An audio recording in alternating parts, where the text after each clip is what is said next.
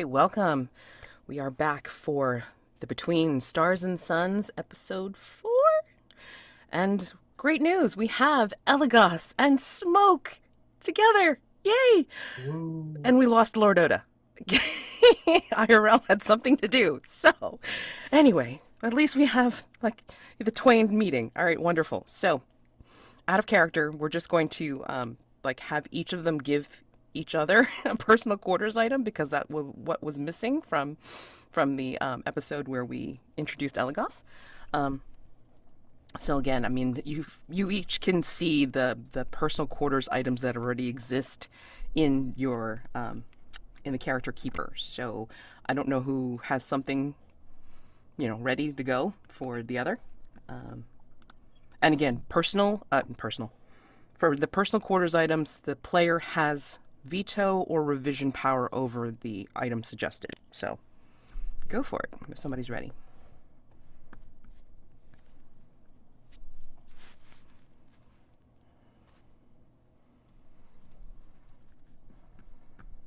Anybody? Bueller. I'm Bueller. thinking.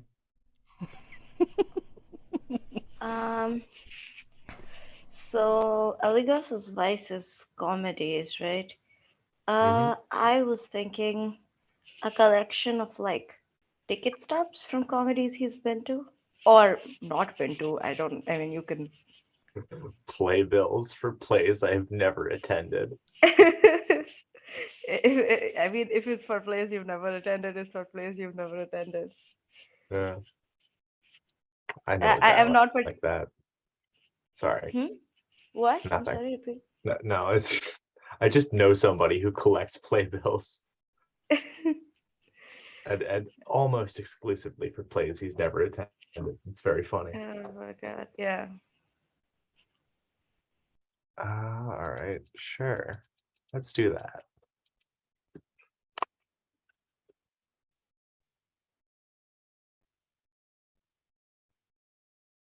I don't think they had like tickets, so to speak, in Victorian times. I assume they had some sort, right? Because I mean, you still have different variants of seats, and sorry, you pay money to get there, so there has to be some Wait, equivalent of tickets. I don't know how this works. I see. Here's the thing. I like it. None of this matters. But they definitely had train tickets. I just don't know if they would have like tickets as we think of them for theater. Probably. I'm probably just being, past a foreign country, but Ticket it's stubs go whatever. all the way back to the 1800s. So does the According to Victorian Google. era. I even found a ticket Ah, stub for something going on Fleet Street. neat. All right. In any way, I'm gonna change that to playbills because I think they're more fun. With the way they're printed, yes. I mean, they can come in color, they can come with little pictures. They have all sorts of different fonts that confuse and annoy the eye. But yeah, I mean, they definitely have those. So that's fine. And, Love those. okay. And then what does Smoke get? As much as I want to give you a mounted jackalope head.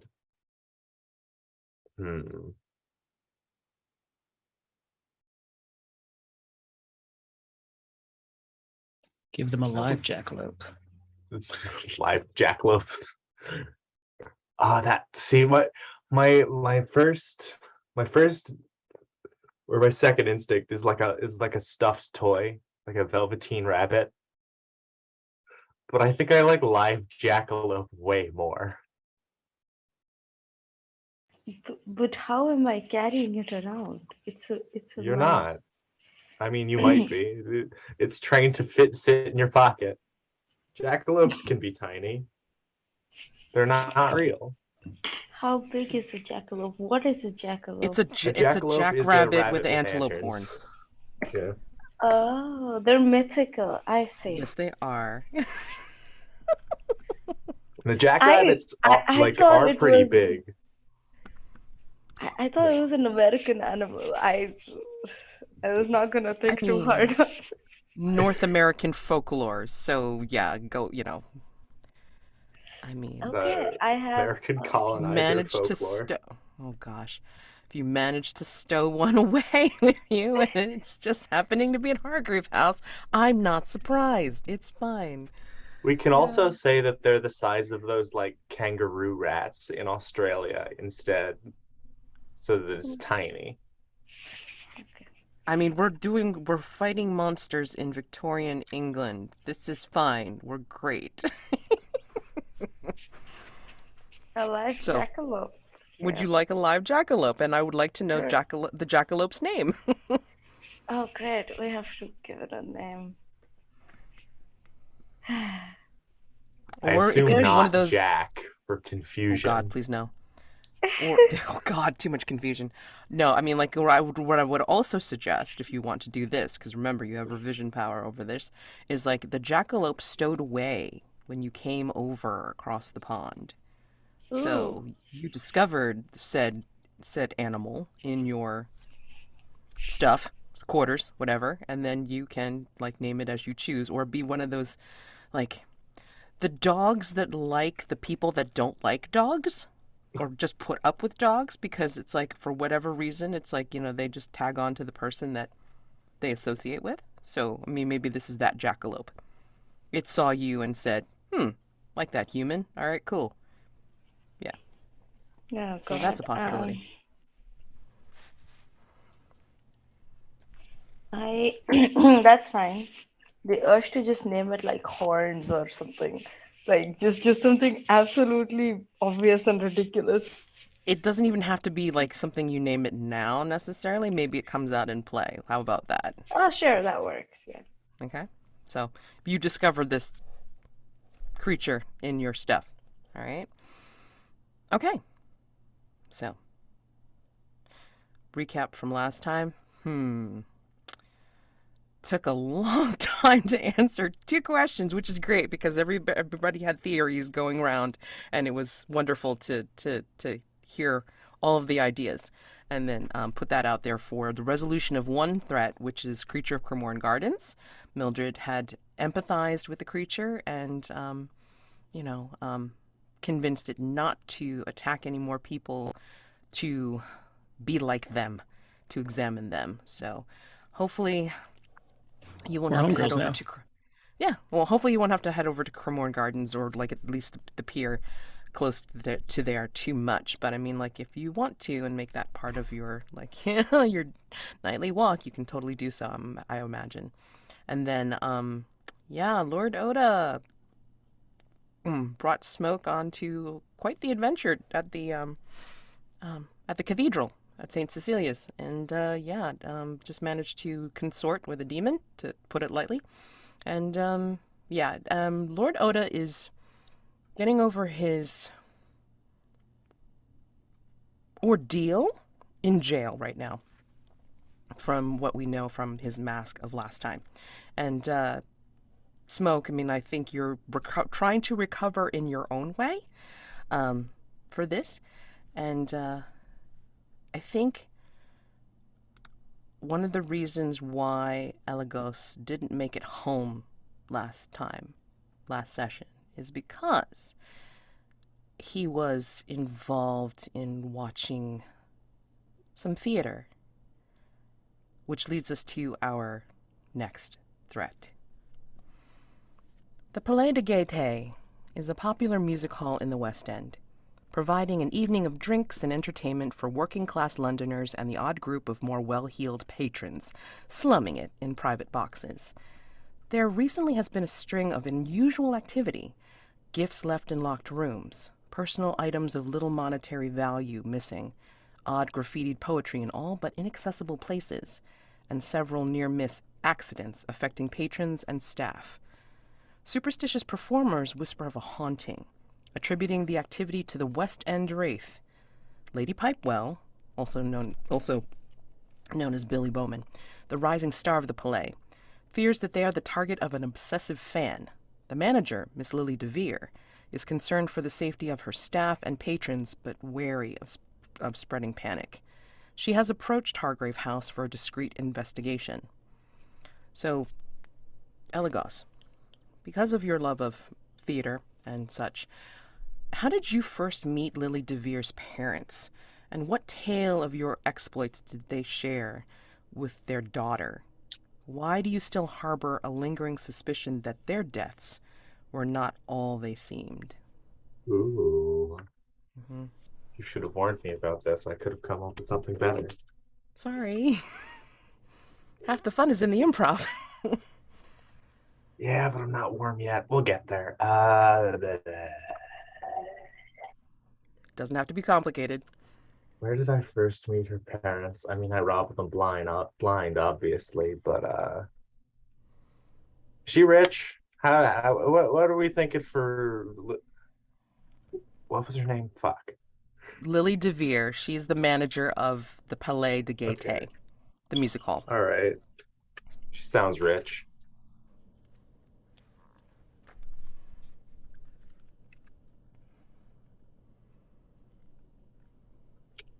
Now, you know what? I think I was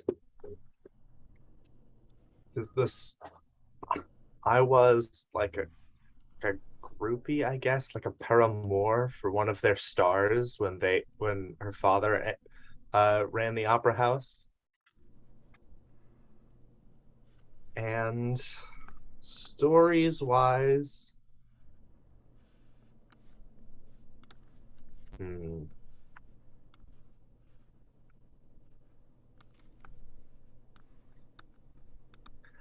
I truly do. I have no ideas.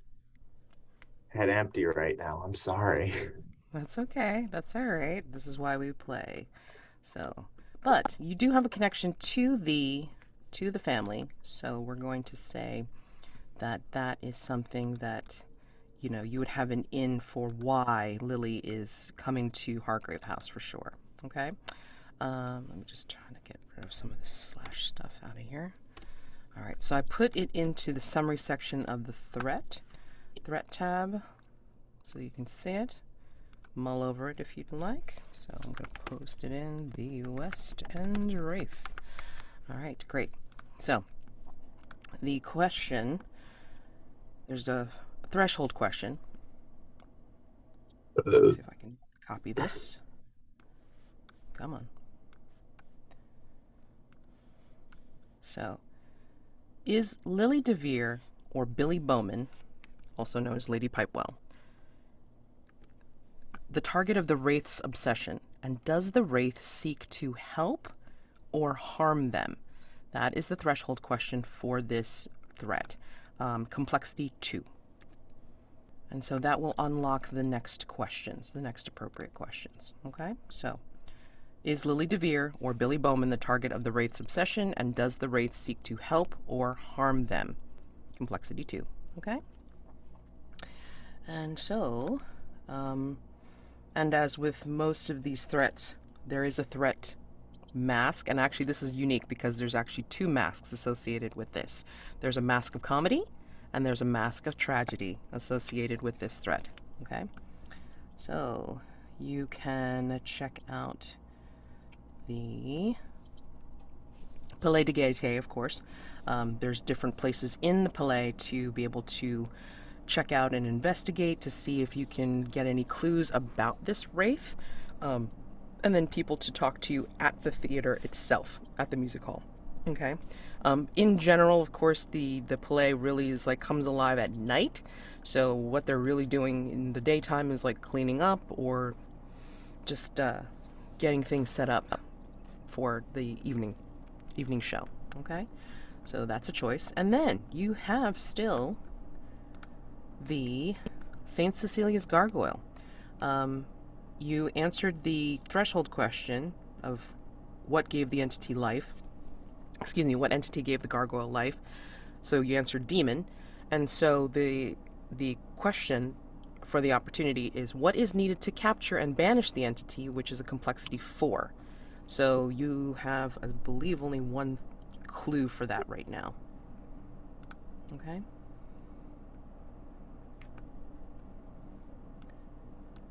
So, we are entering day phase. In day phase, again, you get the new threat introduced if it's less than 3 active threats available. And then you also have the opportunity to do investigations, as well as for those of you that have conditions that are affecting your out and about, you may want to enact the vulnerable move. So again, the way the move works is that you're going to have an intimate moment with another hunter while one of you is engaged in your vice.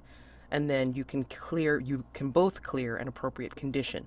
If it's your vice, you can also stumble on a clue. You tell me what it is. The clue cannot conclusively answer a question by itself, or you can invite the other hunter to ask you about your past. You can answer truthfully, but not necessarily fully. Okay? So, what would you guys like to do? Let's start with Smoke.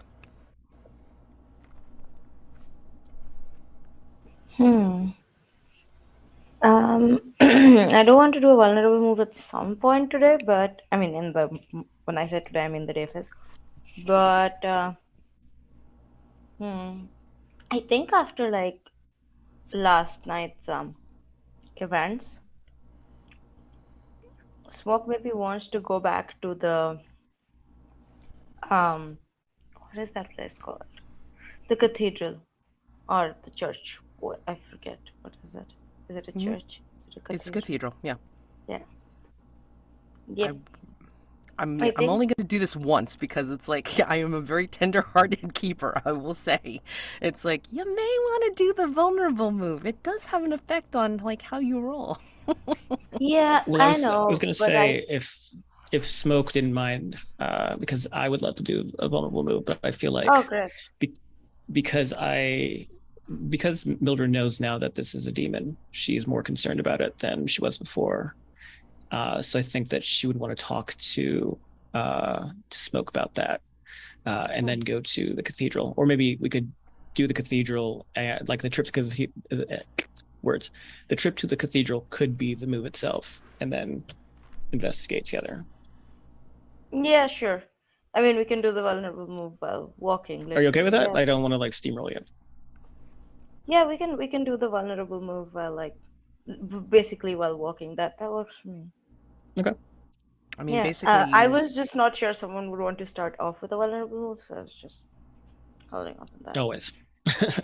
I mean, yeah, it's like the best thing for sure. Yeah. And again, if you want to do it on the way, guys can walk. You can try to take a cab or whatever. But however you want to do it, whose vice is it, and how are you? And that person will need to frame it up. I have an idea for my vice, but if you wanted it to be your vice, Eirinar, I'm totally fine with that. No, I have no preferences. Your vice is good. All right.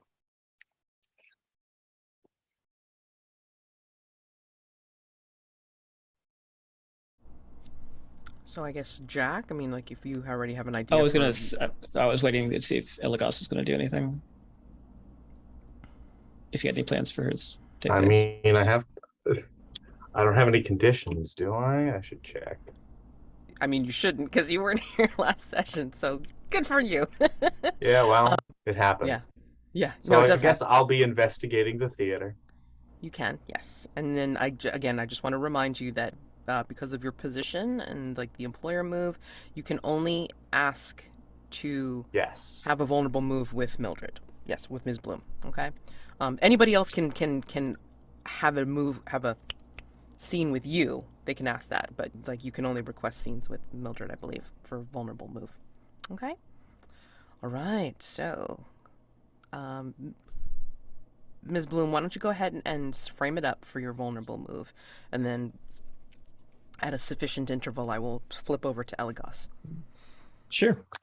So I think what we see would be Smoke and Mildred on foot. I think Mildred would have insisted that they walk.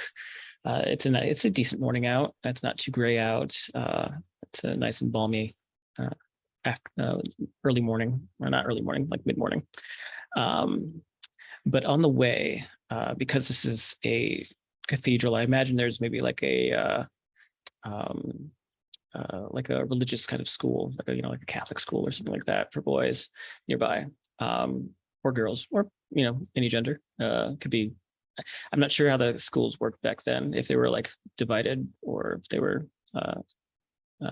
integrated. But we'll just say they're integrated genders, whatever. Point is that when they're walking, there's a moment where Mildred stops at like a nearby fence and just kind of watches them, not like leering at them, but just sort of looks at them as they're starting the morning playing around in the front of the schoolyard.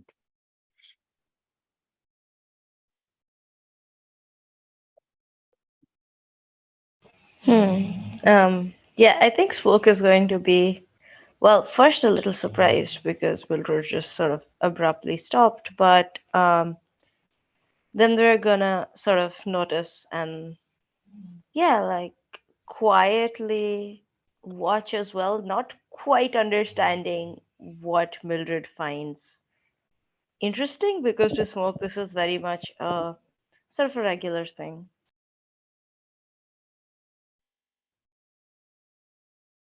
Yeah, I think she's just really lost in the moment. It's kind of what's the word, like wistful.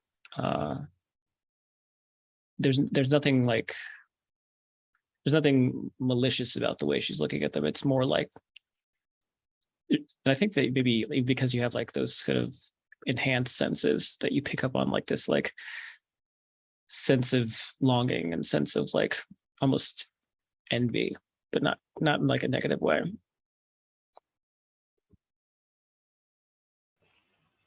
Smoke is going to put like a small hand on like Mildred's shoulder, unless she flinches away or something, and they're gonna just sort of like, just pat gently.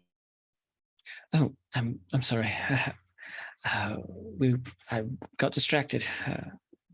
We should keep moving. Spokes are gonna say, I think they're just sort of, yeah, they're just gonna like look a little bit sadly at Mildred, because like Mildred seemed that sort of not quite nostalgic, but yeah, somewhere in that range. You've been with Hargrave House for some number of weeks now, haven't you?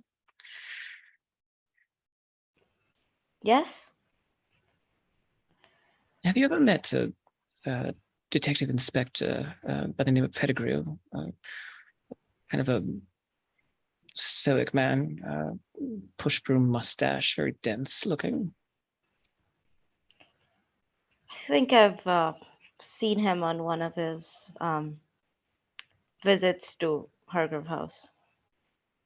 Yes, he seems rather interested in our work. Do you know anything about him? Not particularly. Why? I was at Cremor Gardens, and we Well, ran afoul of each other. ah, well, the attack was very much public knowledge, so it would make sense for him to be there. But was he hostile to you? Not necessarily. I was in the middle of conducting my own investigations. I did manage to get him off of my tail. It seems like Mr. Oda had left something in the gardens himself, and a sort of art piece, if you will, if you want to call it art. It's rather vulgar.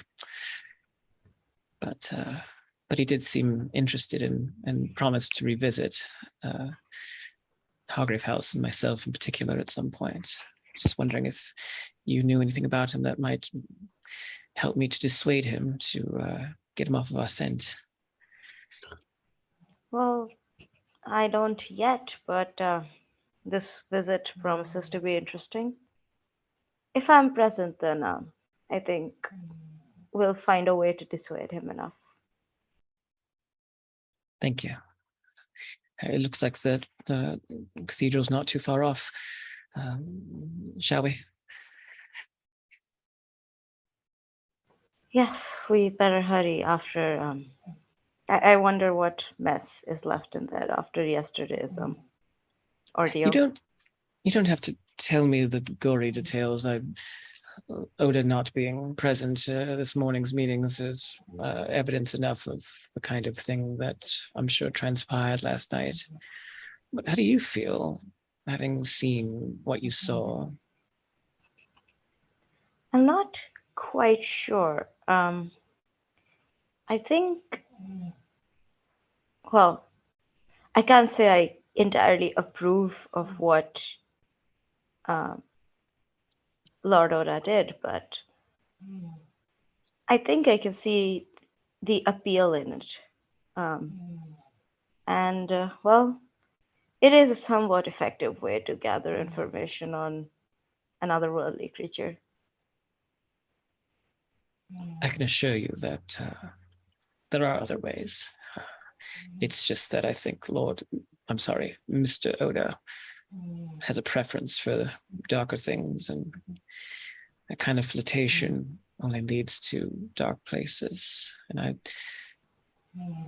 don't know if he really understands the places he's venturing into. And you do? I'm familiar with certain things. That's why I'm with Hargrave House after all, isn't it? Well, that's fair. Well, we can't walk into a cathedral talking about demons, even if there was here last night, can we now? No, of course not. And Mildred will just smile and nod and let Smoke sort of lead the way, since they were there last night and they know more about the layout than she does. We can cut the scene there.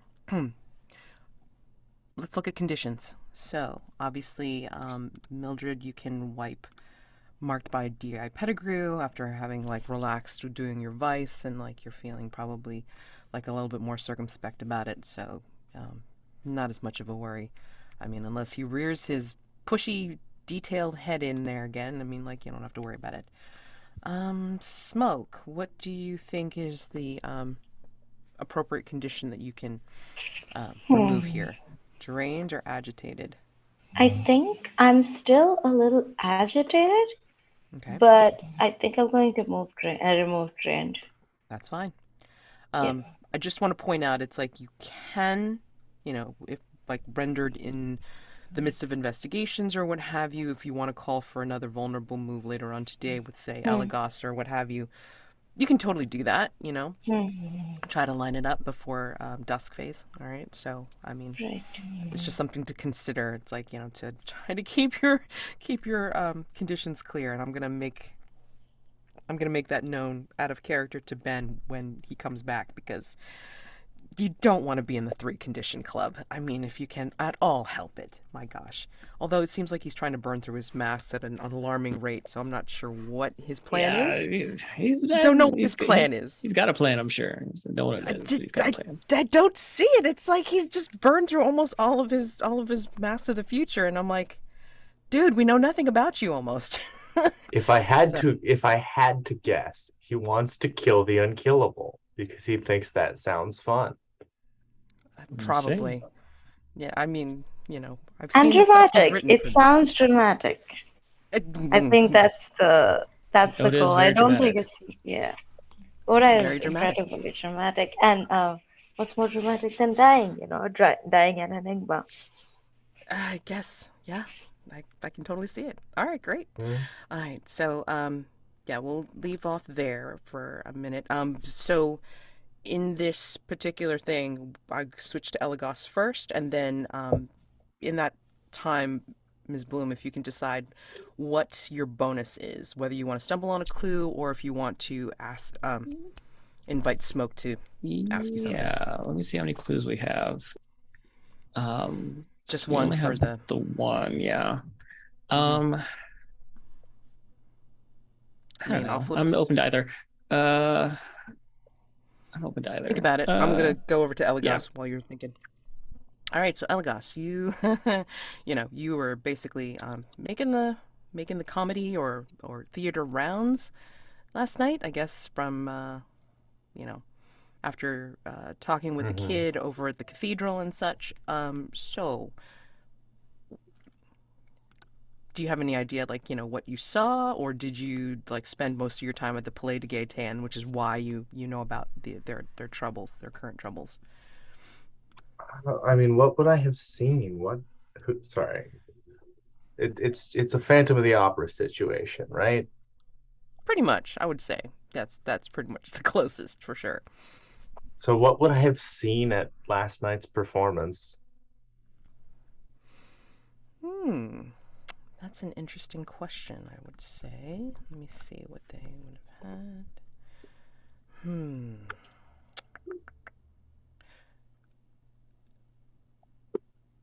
I'm gonna say, let's put it this way. Let me ask you something. Does Eligos partake of alcoholic substances or like other recreational things? Not alcohol. Okay. You know what? I'm gonna go with no in the traditional sense. Okay. All right. Well, I mean, if you're gonna go in with a completely like teetotal air, then you would have known exactly what you saw last night. Um, I'll leave it to you. What do you think you saw?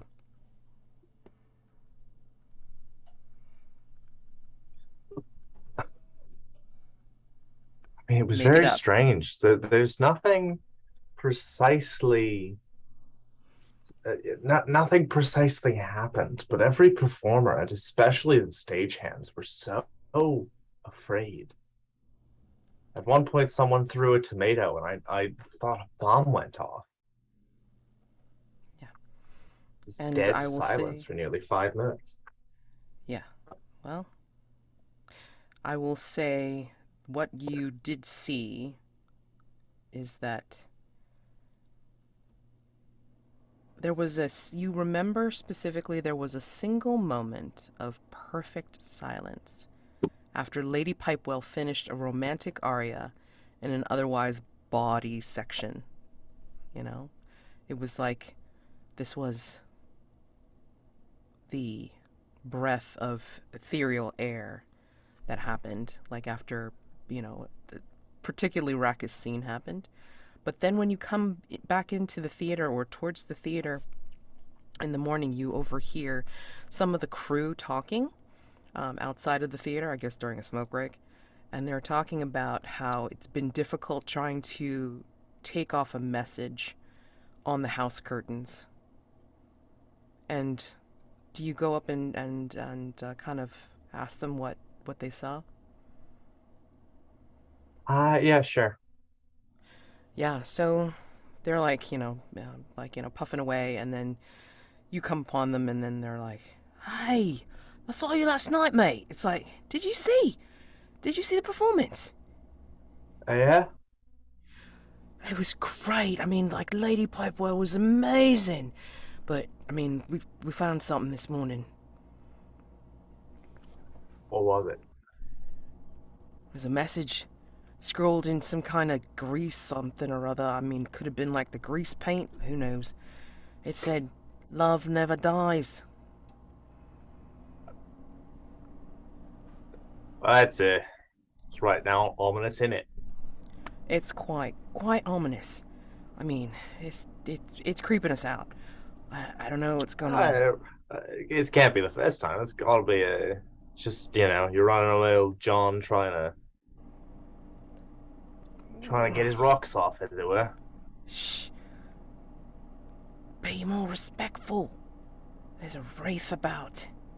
Got to be more respectful. If we talk funny about him, something might happen. Well, I ain't gonna say the name of Scottish play or nothing, but I don't truck much with ghosts. Ghost, person, serial killer, who knows what it is, but yeah, Mr. Veer's real worried. All right, well, you gents enjoy your smoke break. Good luck on tonight's show. Carry on. Yeah. All right. And I will go talk to Miss DeVere. Absolutely. All right. So you enter the theater, and this will be a paint the scene for everyone. The foyer has hollow plaster Grecian columns, chandeliers dripping with paste gems, and once plush, now sticky, red velveteen carpet. The foyer to the Palais is an artful illusion of extravagance. Before performances, it is alive with patrons waiting for friends and scrounging together the price of a ticket. Paint the scene. What is one thing that you spot that immediately lets you know the differences in class and wealth of the patrons?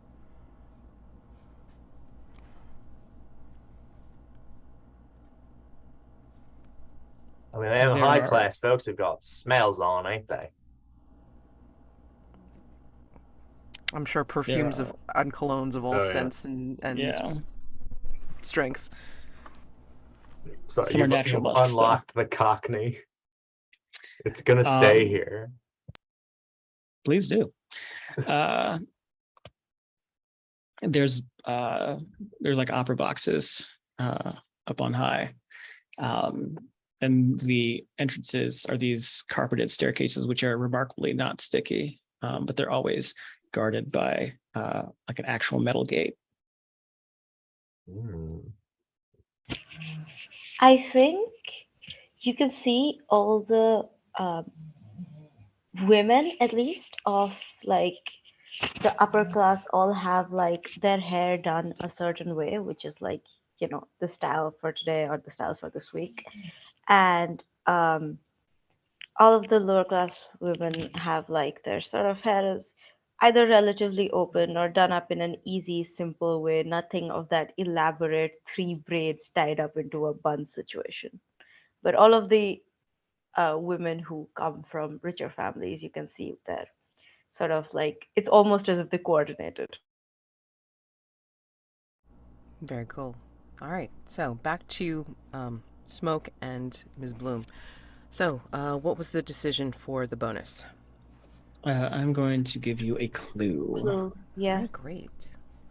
All right, let's go back to the clue list. And this is for St. Cecilia's. All right.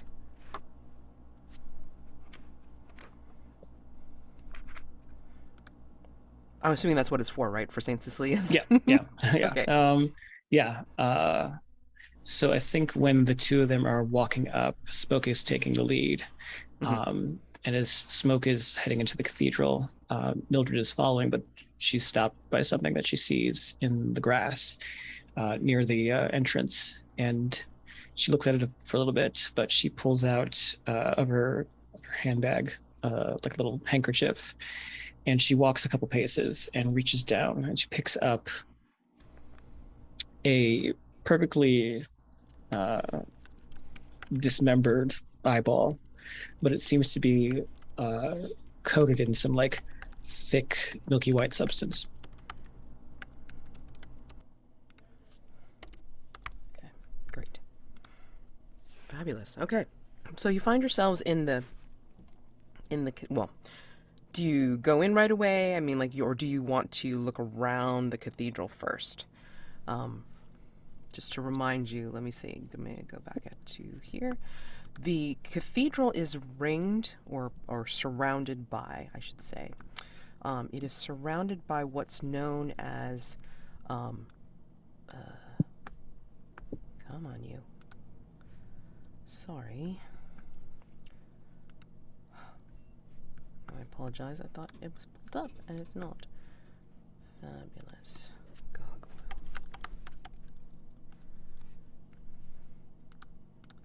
It's surrounded by Death Alley, I believe it's called. It's like essentially a graveyard area that like Henry Doyle was kind of caring for, but Mr. Doyle is expired. So there's his hut that's around Death Alley, and of course Death Alley itself. And then Fidalgo Street is nearby as well, and that's where Eligos saw the kid, Kenny. Okay, So I don't know if you want to go look around outside first, or if you want to go in and see who's at the Are there cathedral right people? now. Are there like parishioners or like staff here at this hour, or What time would you say it is? just like mid morning? Oh yeah, no. There's like Father O'Donnell. He's around for sure, and then some of the loyal parishioners, are kind of like out and about and will be in the cathedral, like making their daily prayers, because regardless of services being suspended for the time being, I mean they're very loyal. So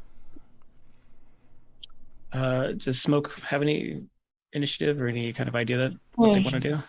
So the whole affair last night was inside the basement, cellar, something like that, right? no, as far as I understood, it was outside. It was like Yeah, it's like in basically the where graveyard, right? yeah, it was in pretty much in Death Alley. Yeah, in the 'Cause graveyard near the cathedral. hmm Okay. I actually want to go see if there's anything like a remnant of, because last night I don't like Smoke wasn't really looking around, looking for anything. So yeah. All right, so if you're going to go looking around Death Alley, let me see. Yeah, again, it's basically an alley that's been repurposed as a graveyard, and so there's you see now in the bright light of the morning, you see the headstones, and they're kind of like multiple levels. It's like that's how like built out they are, and the gates are like old and large and rusted, and all get that you both get that feeling of being judged just by staying here for whatever reason. So yeah, go ahead, and if you're going to just do a regular investigate, give me a second. Information move, please, to gather some information. With How are you? Go ahead. like what was the I was just going to basically just I think I'm just going to look around. Heck, why not? I'm going to look around, but what I'm also going to do is I'm going to let my jackalope free and see if it, sniffs anything out. Love it. I was Beautiful. ordinarily going to give you like vitality, like do it for vitality, but I'll give you reason for this as well, because I mean it's just that's too fun. Sure, go ahead. So 2d6 with reason. I'm not gonna penalize you for the agitated for right now. I mean, like you could take your time in doing this. So what'd you get?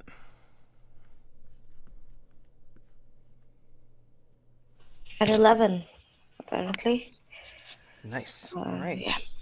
Give me a second. Let me find out what Ms. Bloom's doing. All right. Yep. So you're on mute. Oh, I said you can call me Mildred. That's fine.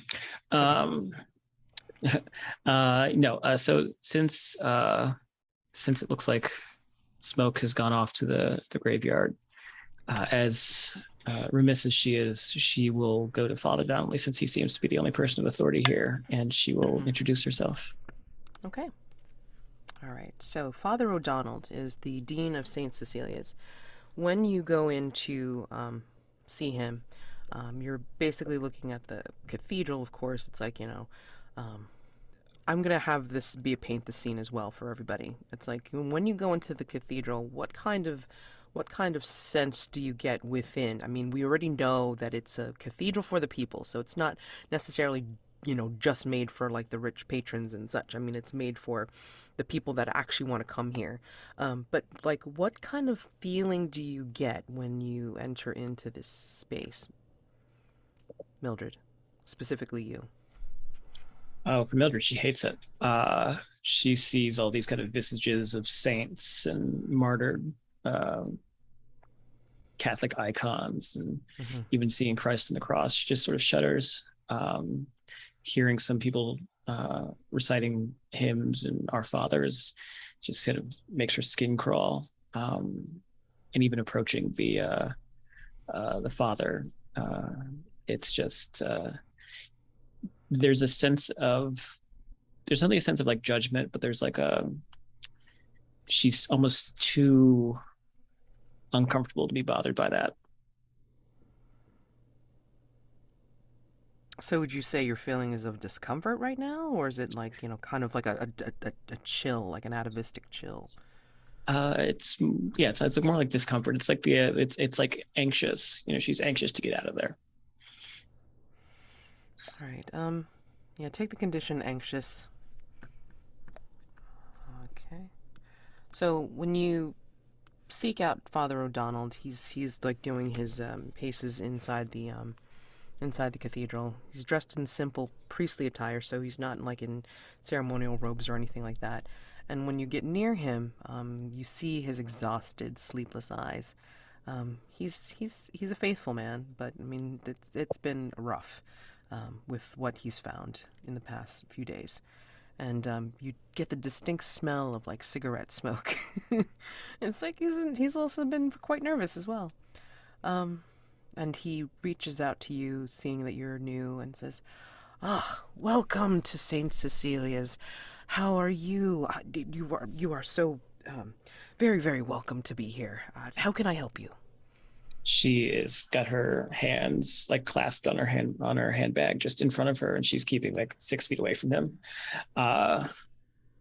She's very noticeably like uptight in front of him, but she goes, "Oh, thank you for the warm welcome.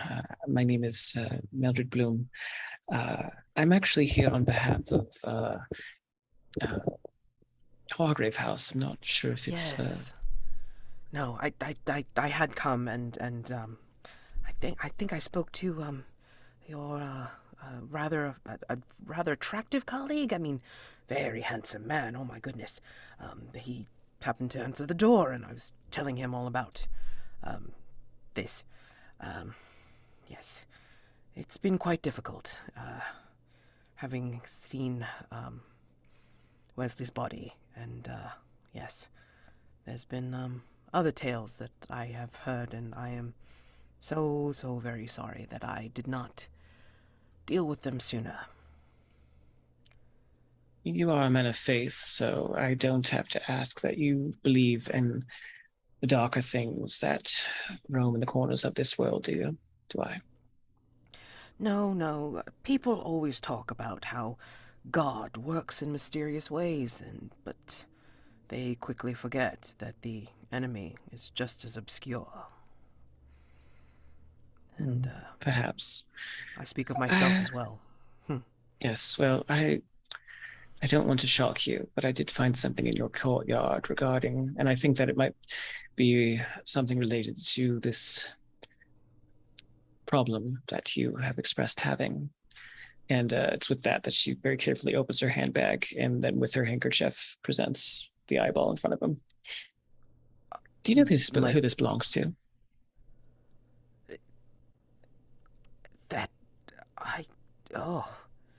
No. I mean, it's not identifiable in the condition that it's in. I mean, he's quite uncomfortable looking at it. He won't even like get near you. You just kind of like look, from afar. No, I mean, like, it's not a recognizable eyeball. You found this outside? Yes, right out front. Oh dear. Oh. There's a motif that I've noticed. There's several murals, if you will, in Death Alley of eyes, and it's been rumored that the creature that has been spotted around here has many eyes itself. There has to be some correlation, no? Yes. From what I've been told, and then he'll take you over to near a pew. If you won't sit down, then he'll at least stand near one of the pews to kind of like he'll help sit. support Yeah, himself. she'll sit, but like if he reaches out to guide her, she'll just sort of No. He'll keep his distance, comfortably and such. He'll basically say, it's like, well, that has been the stories that have been bandied about. I mean, people have come to me saying that they've seen the statues, and he gestures to all of the statues that are around, have been seen moving or like, seeming to change positions in the shadows. And I have to admit, I thought it was just a trick of the light, or maybe we do have many elderly parishioners here. And then he kind of like, kind of side eyes, like, somebody that's like, sitting in the pew a few pews away. And it's like, we do have a few elderly parishioners here, and they have a tendency to exaggerate. I mean, and they want someone to talk to, and I thought it was one of those things, and I am so very, very sorry that I did not listen to their concerns earlier. If only I could give myself confession, and... Well, that's what God is for, isn't it? Yes.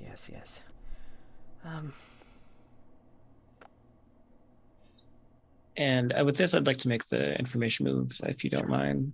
Absolutely. But yes, you just say, like, if you can rattle your brain for any sort of references, any sort of information that you might have found or recall. Indeed. Let's see. Go ahead and make the roll with... Trying to think of what would be appropriate here. It's either composure or presence. It doesn't matter. I rolled a 3. So I think I'm going to go ahead and mark a mask. Okay, good. Because that would have been horrific. Ye gods. All right, hold on. Let's see. 7 to 9. There's a complication either with the clue itself or a complication you encounter while searching. The keeper will tell you what the complication is. Okay. Coming away from that, I'm going to go back to Eligos. All right. So, Eligos, you go to you're in the theater. And, let me see. Yeah, there's really no one around. I mean, in the same case as the cathedral, it's like, Lily is like kind of making her rounds and actually what she's doing is she's watching some of the workers on the main, like by the main stage, and just contemplating this huge, beautiful curtain that has just been vandalized with the words "Love Never Dies," and watching like several of her crew members like trying to figure out a way to clean it or trying to scrub it out, but it's really not moving, and her back is to you when you enter. Lily, darling. I received a telegram. Eligos. Oh, I don't know. We found this morning. I mean, you were at the show last night. Yes. I mean, it didn't seem like there was any chance that this was going to happen. And this is what we found this morning. I mean, where in the theater is it? It's like dead so center basically on stage. Yeah, it's like you've left the foyer, and like now you're like in the music hall proper with the raised stage, and then the big curtain, and then like you can see it, like Love Never Dies is pretty prominent on it, with these crew members that are trying to work on it, trying to scrub it out. I mean, it's been almost like pranks, where things have gone missing, or like little gifts left in the rooms, whether for Lady Pipewell or for some of the other performers, and sometimes I even find things, or things go missing, and I don't know. I'd say it's your staff playing a joke, but they more wouldn't scared do something than you like are. Yes, they are, and I'm worried about what this means. None of my staff, and she waves a finger, would do this, and then she points up to the ceiling, and then you can see scrawled on the ceiling, like in kind of like a weird angle, you can see like some sort of like short poetry, Like Oh. love and romance are prominent words that you can read from your vantage point on the ground. Oh. That is not a clue that's not a capital C clue, by the way. That's just a Yeah, bit of no, that it's flavor. just a thing I can see. But that does feel like a capital C clue. I'm not gonna lie to you. Consider it a moment, not a capital C clue. But yes. I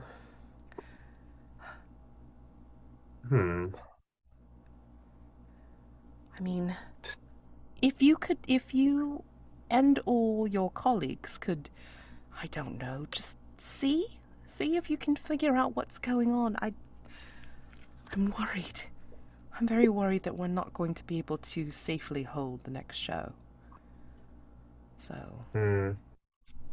Yes, I have someone I can bring in. Okay. Something of an expert. Well, as you can see, I mean, there's nothing going on right now, but we're trying to get ready for tonight. So, if you want to take a little look, that's fine. If you run into any problems, I mean, please let Of me course. know. Yes. So yeah. If you want to Is go lady investigate, yeah, go ahead. is the Lady Pipewell in?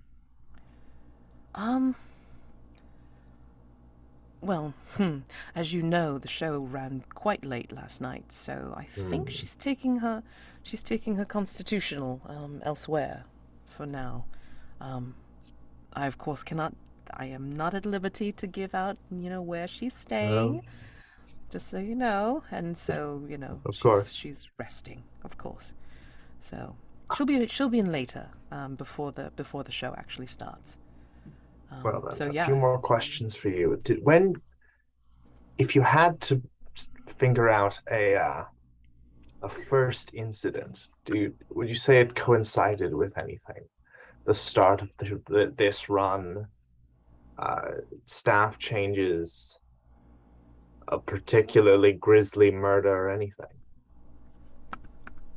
Take the information move with reason. Woo! Time to remember my stats.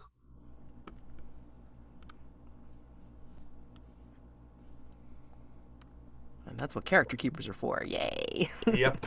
All right, that is a +1. I am rolling somewhere, presumably.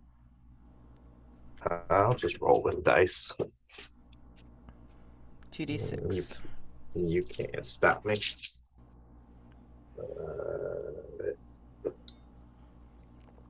Oh, that's a d4. There we go. That is a 7 + 1. That's an 8. Okay, great. All right. Okay, so let's go back to the cathedral because I want to address everybody's roles. All right, so for Smoke, you and your jackalope got an 11, so that's awesome. All right, so I'm going to say that when you are hunting around in Death Alley from where you were last night, which doesn't quite seem as scary, doesn't quite seem as like shadowy as it did last night, but then you were also very focused in on yourself to try not to burst out in your curse, essentially, because of everything that was affecting you. The sights, the sounds, the smells, I'm sure. So, yeah, not so bad in the daylight.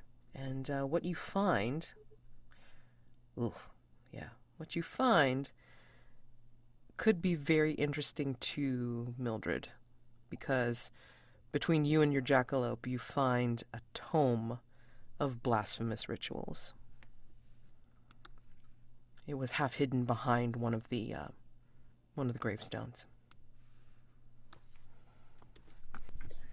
I'm going to pick it up and pocket or bag it, as it were. Yeah. I'm going to pick my jackalope back up, also pocket/bag it, and then is there any blood left around from yesterday's mess? Yeah. I mean, yeah, you're pretty much like, it's kind of mostly absorbed into the ground now because of like all the stuff that happened. I mean, it's the ground is very damp with the remains of the blood that was Hmm. there before. Nobody has filled in that grave that Lord Oda used as his bath. So yeah. I'm going to go and sort of with my fingers pick up a little bit of the blood mud situation that's there and sort Mm-hmm. of just like streak it on my arm. So it's just there now Hmm. and Okay. it's going to stay there for a while at least.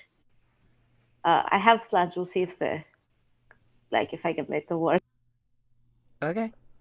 All right. Um, okay, and then Mildred, you bumped it up to a 7 to 9. I think as you're talking with Father O'Donnell, all of a sudden, like from the parishioner that was like a few pews away, um, like you could hear his murmuring. It looked like he had a rosary in his hand.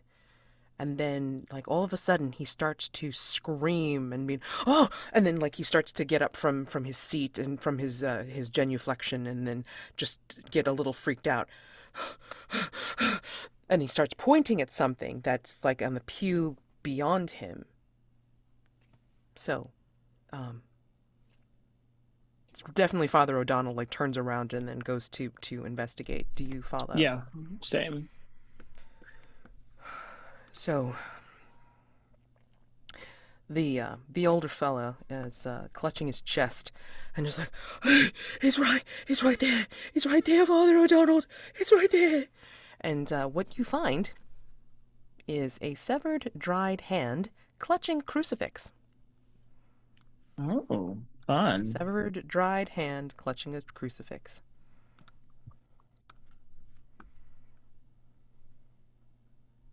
That is fun.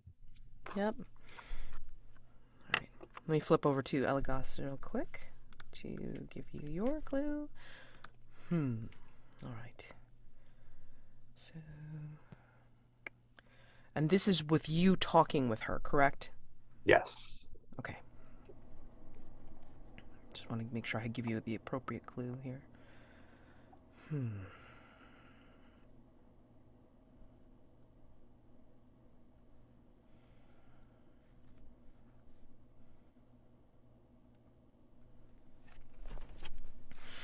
So as you're asking her about like any like strange things that have happened, like where it's like started happening and all that kind of stuff.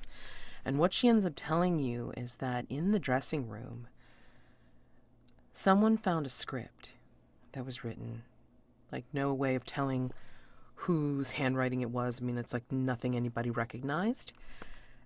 And then well, I mean, just as a joke, she kept it because like maybe it's like something for a show, like that could eventually be done as a skit or scenes for later.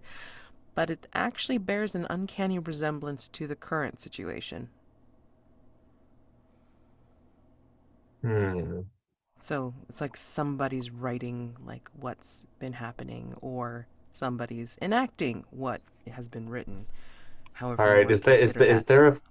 Is there a catacomb or sewer below this that happens to be large enough for, say, about 1,000 fucking candles and a gondola?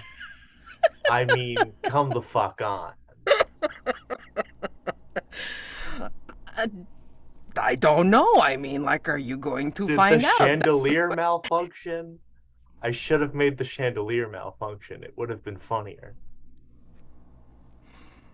I mean, well, All it's right. like, funnily enough, I mean, it's like, yeah. As you're talking with her, as you're mentioning that, like, I'm assuming out of character thought, it's like you do see like the chandelier above the stage, pretty much sway as if in a very strong wind, but there are no windows around here to cause that to happen.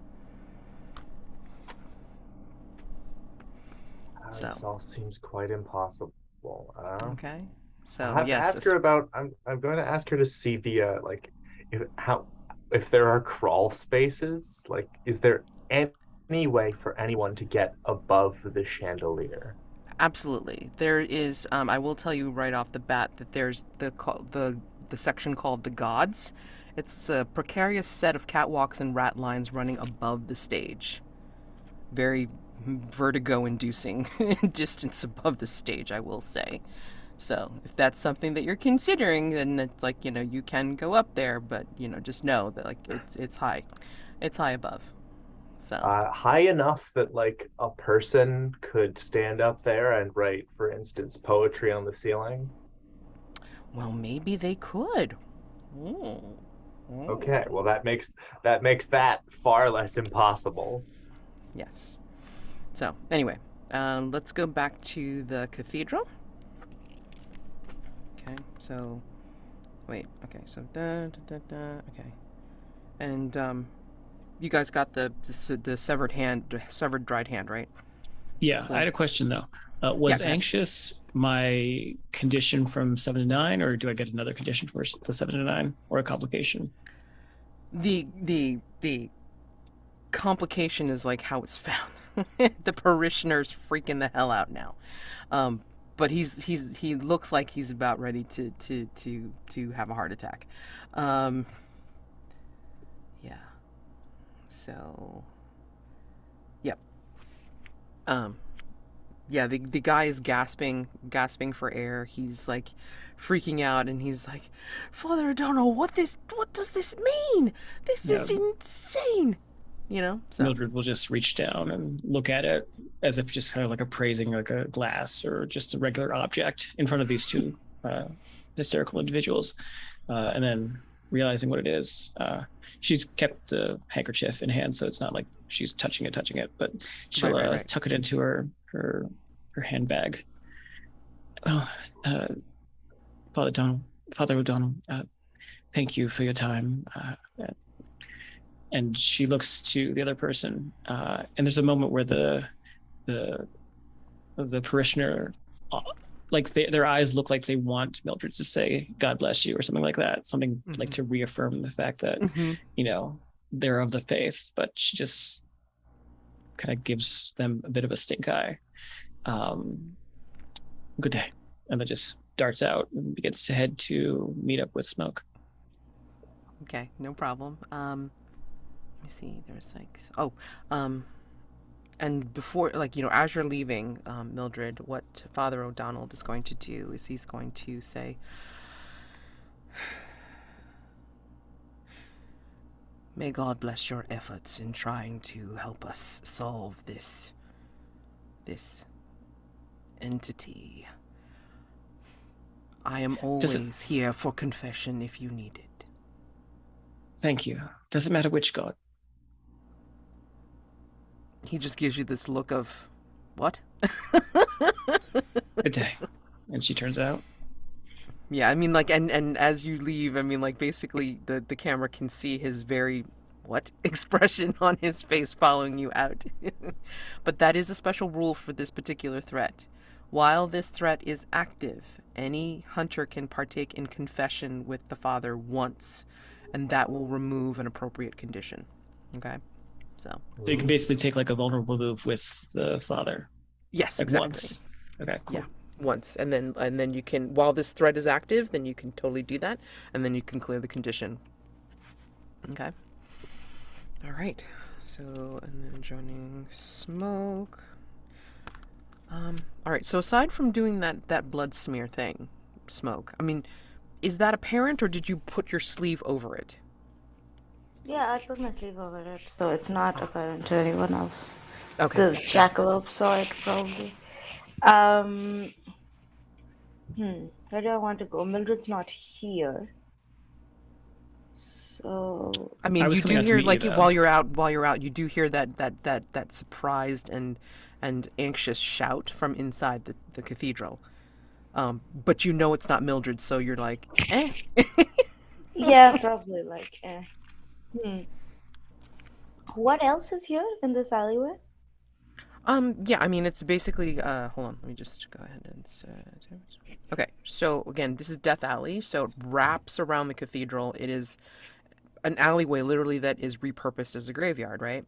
But Hmm. then, like, beyond it, you can see the rooftops of Fidalgo Street, which is very nearby. It's like some flat top tenement buildings. There's like some wide alley jumps lined with ledges. Hmm.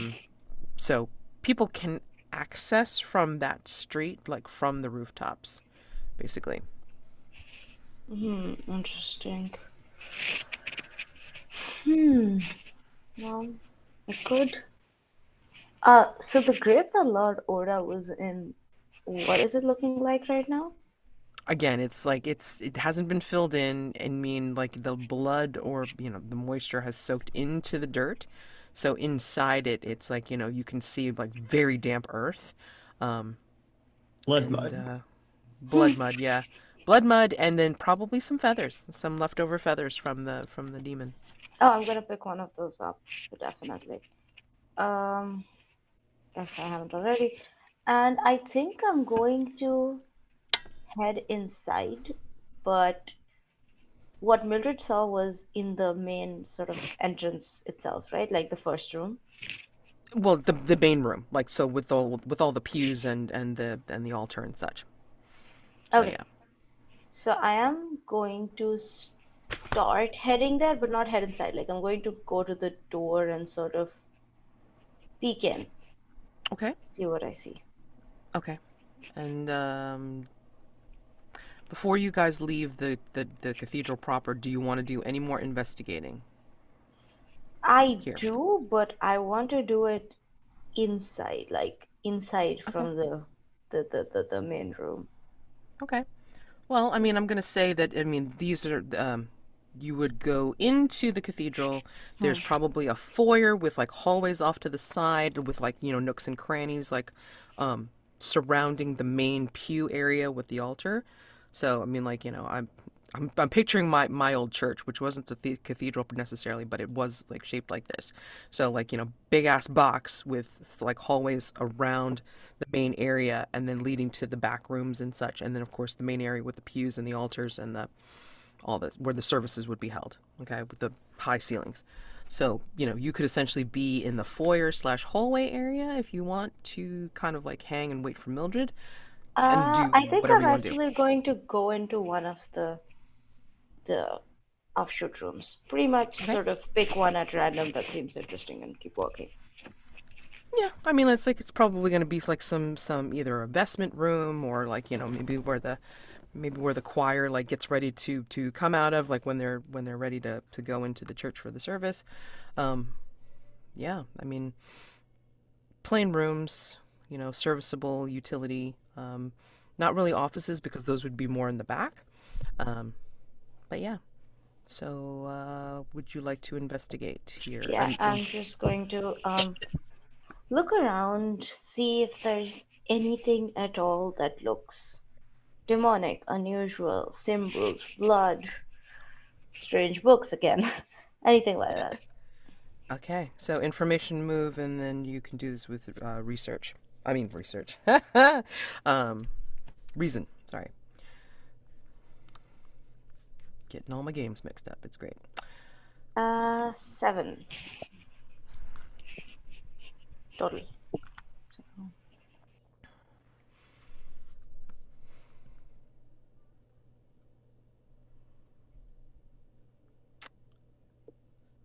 I think. I think as you enter into this room, you have the blood and the feather on you. Yep. Well, the feather is like probably in my pocket or something. I'm not holding Okay, it, but it's definitely there. And the blood's like on my skin, yes. right, right, right. I think from that particular smear, you feel like a bit of heat, like like a flash of heat. Um, and you get this feeling of encroaching darkness. Like in your peripheral vision, you feel as if like it's starting to get darker in this room, even though there's windows like all along the one side, leading from the outside. And it's like having your vision closed in because of a darkness starting to come in and surround you. And it even looks darker outside for those few seconds. Let me see. Yeah. What you see from one of the windows, which is a stained glass piece, it starts to become covered in the same substance as the eyeball that was found outside. So the stained glass window is now starting to become covered in viscera. Ew. So, and as you see that, then the darkness goes away, light back into the room, but the stained glass is still covered in viscera. I That is am your clue. going to do somewhat of a risky thing. Oh God. Okay. And I'm going to sort of take the hand that I have, what is it called? The smear on, and Mhm. I am going to punch through the window. I don't like how it looks. It makes me uncomfortable. And I deal with things that make me uncomfortable by punching them, apparently. Apparently, okay. Or shooting them, whichever makes you feel better. Okay, great. So we're gonna call this the day move, yes. And then, when you do something risky or face something you fear, name what you're afraid will happen if you fail or lose your nerve. What do you think will happen? I will cut myself. Okay, Oh, so this would definitely be a roll with disadvantage because of your agitated condition, which you don't have yet, removed yet, and it's also with vitality. let me That's quickly see if there's something I might like grab and throw at it instead, or like grab and sort of push through it instead. No, okay. not really. Okay, wait. If you're gonna throw something at it, I'm gonna ask for sensitivity with disadvantage. If you're No, going no, to no. punch through it, it's gonna be vitality with disadvantage. So take your pick. I was thinking of like not throwing something in as much as like sort of holding something and punching through it, like sort of like a knife or something, but I don't particularly want to use a knife, so I'm just gonna do disadvantage. You said vitality, right? If I just punch through it? Correct. Yeah, I'm just gonna do that. What is my vitality? Is it a 1? It is a 1. Get 3d6, keep lower, 2 plus 1. That is a 3. I'll come back to you in a second. Give me a second. Okay, Mildred, what are you doing? You're leaving Father O'Donnell, who's looking at you like, wait, what do you mean more than one god? What? Can we go to Eligos? I feel like I need to think about this because I was under the impression that I was going to go meet them outside, but now that they're inside, it's kind of changed the trajectory of things. So yeah, Sure. can we go back to I mean, Eligos? sure, absolutely. My Okay, next so move was going to get you, so well, hold on. So, yes, you can go do that. So I'm going to say, Eligos, that, if you are going to be on your way to head over to the cathedral to meet Mildred and Smoke, I think you, on your way to catch a cab, I think you meet a particular individual. This person is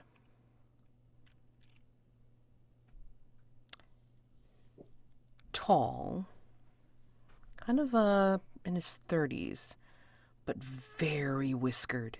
So has like the mutton chops, but then some like a mustache, whiskers that kind of go over his mouth and kind of almost float away from his face and kind of gives that like kind of waved look like on the bottom. So I'm not sure what that look is, unfortunately, but yeah. And then well put out in a in a fine suit, but this suit is a little bit different because it has the look of a smoking jacket slash, like, ornate robe, because in the darkness of the suit, you can almost see, like, embroidered symbols of the moon and stars, which you wouldn't necessarily see unless you were looking at it in the light. And the way it's kind of flashing off of his suit, you can see the symbols. And he sort of kind of sees you from outside, from from underneath one of the lampposts that's outside of the West End of Palais. And he kind of hails you. Eligos, is it? Yes. Are you on your way to investigate the cathedral? Not as such, but I also don't give professional information to layabouts. Not a Loiterers. layabout. Perhaps maybe I'm actually investigating the same thing. Had you not thought of that? Then you must be new, because I believe the professional standard, if we begin the same investigation, is to make a call on one of our houses. And as you clearly know who I am, you have me at something of a disadvantage. Please, call upon Hargrave House. Well, I'd like to scope out the competition myself. The name is Evelyn Foster. Charmed, I'm sure. Just for funsies, Eligos, give me a roll with sensitivity. This is Titania, isn't it?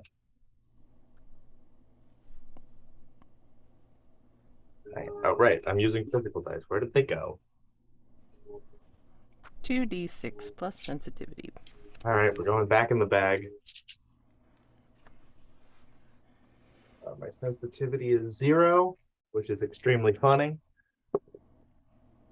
But that is an 8 nonetheless. You get this distinct feeling, Eligos, that this person feels like Mildred. Has the same exposure to dark entities. Okay. Well, that's And terrifying. he smiles at you underneath his whiskers. You can sort of see it. It's a little bit of a smirk. It's like catching the same cab.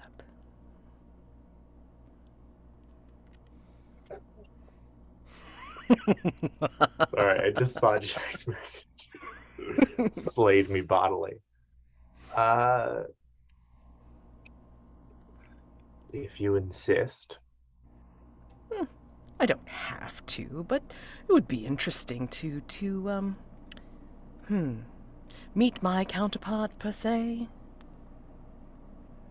All right. I'm sure you would get along wonderfully with yours from our house. I'm so sorry. Delightfully cryptic thing to say. I apologize. Lady Edwina always says my manners are terrible. She's quite correct. I hail from Harkening Place. Forgive me if I don't believe that's a real place. I understand. But really, what is real? Oh, very little. Quite. And then he hails a cab for you two. And one trots up. And then you can take the cab to the cathedral if you want. Together. Oh, God. I live in fear of Mirror Oda. Or? However, I mean, how long is the cab ride? Can I question this man? You can make a couple of questions, but I'm going to flip back over to the people in the cathedral and see what Mildred's doing. Joke's on you. I can just appear there. I forgot.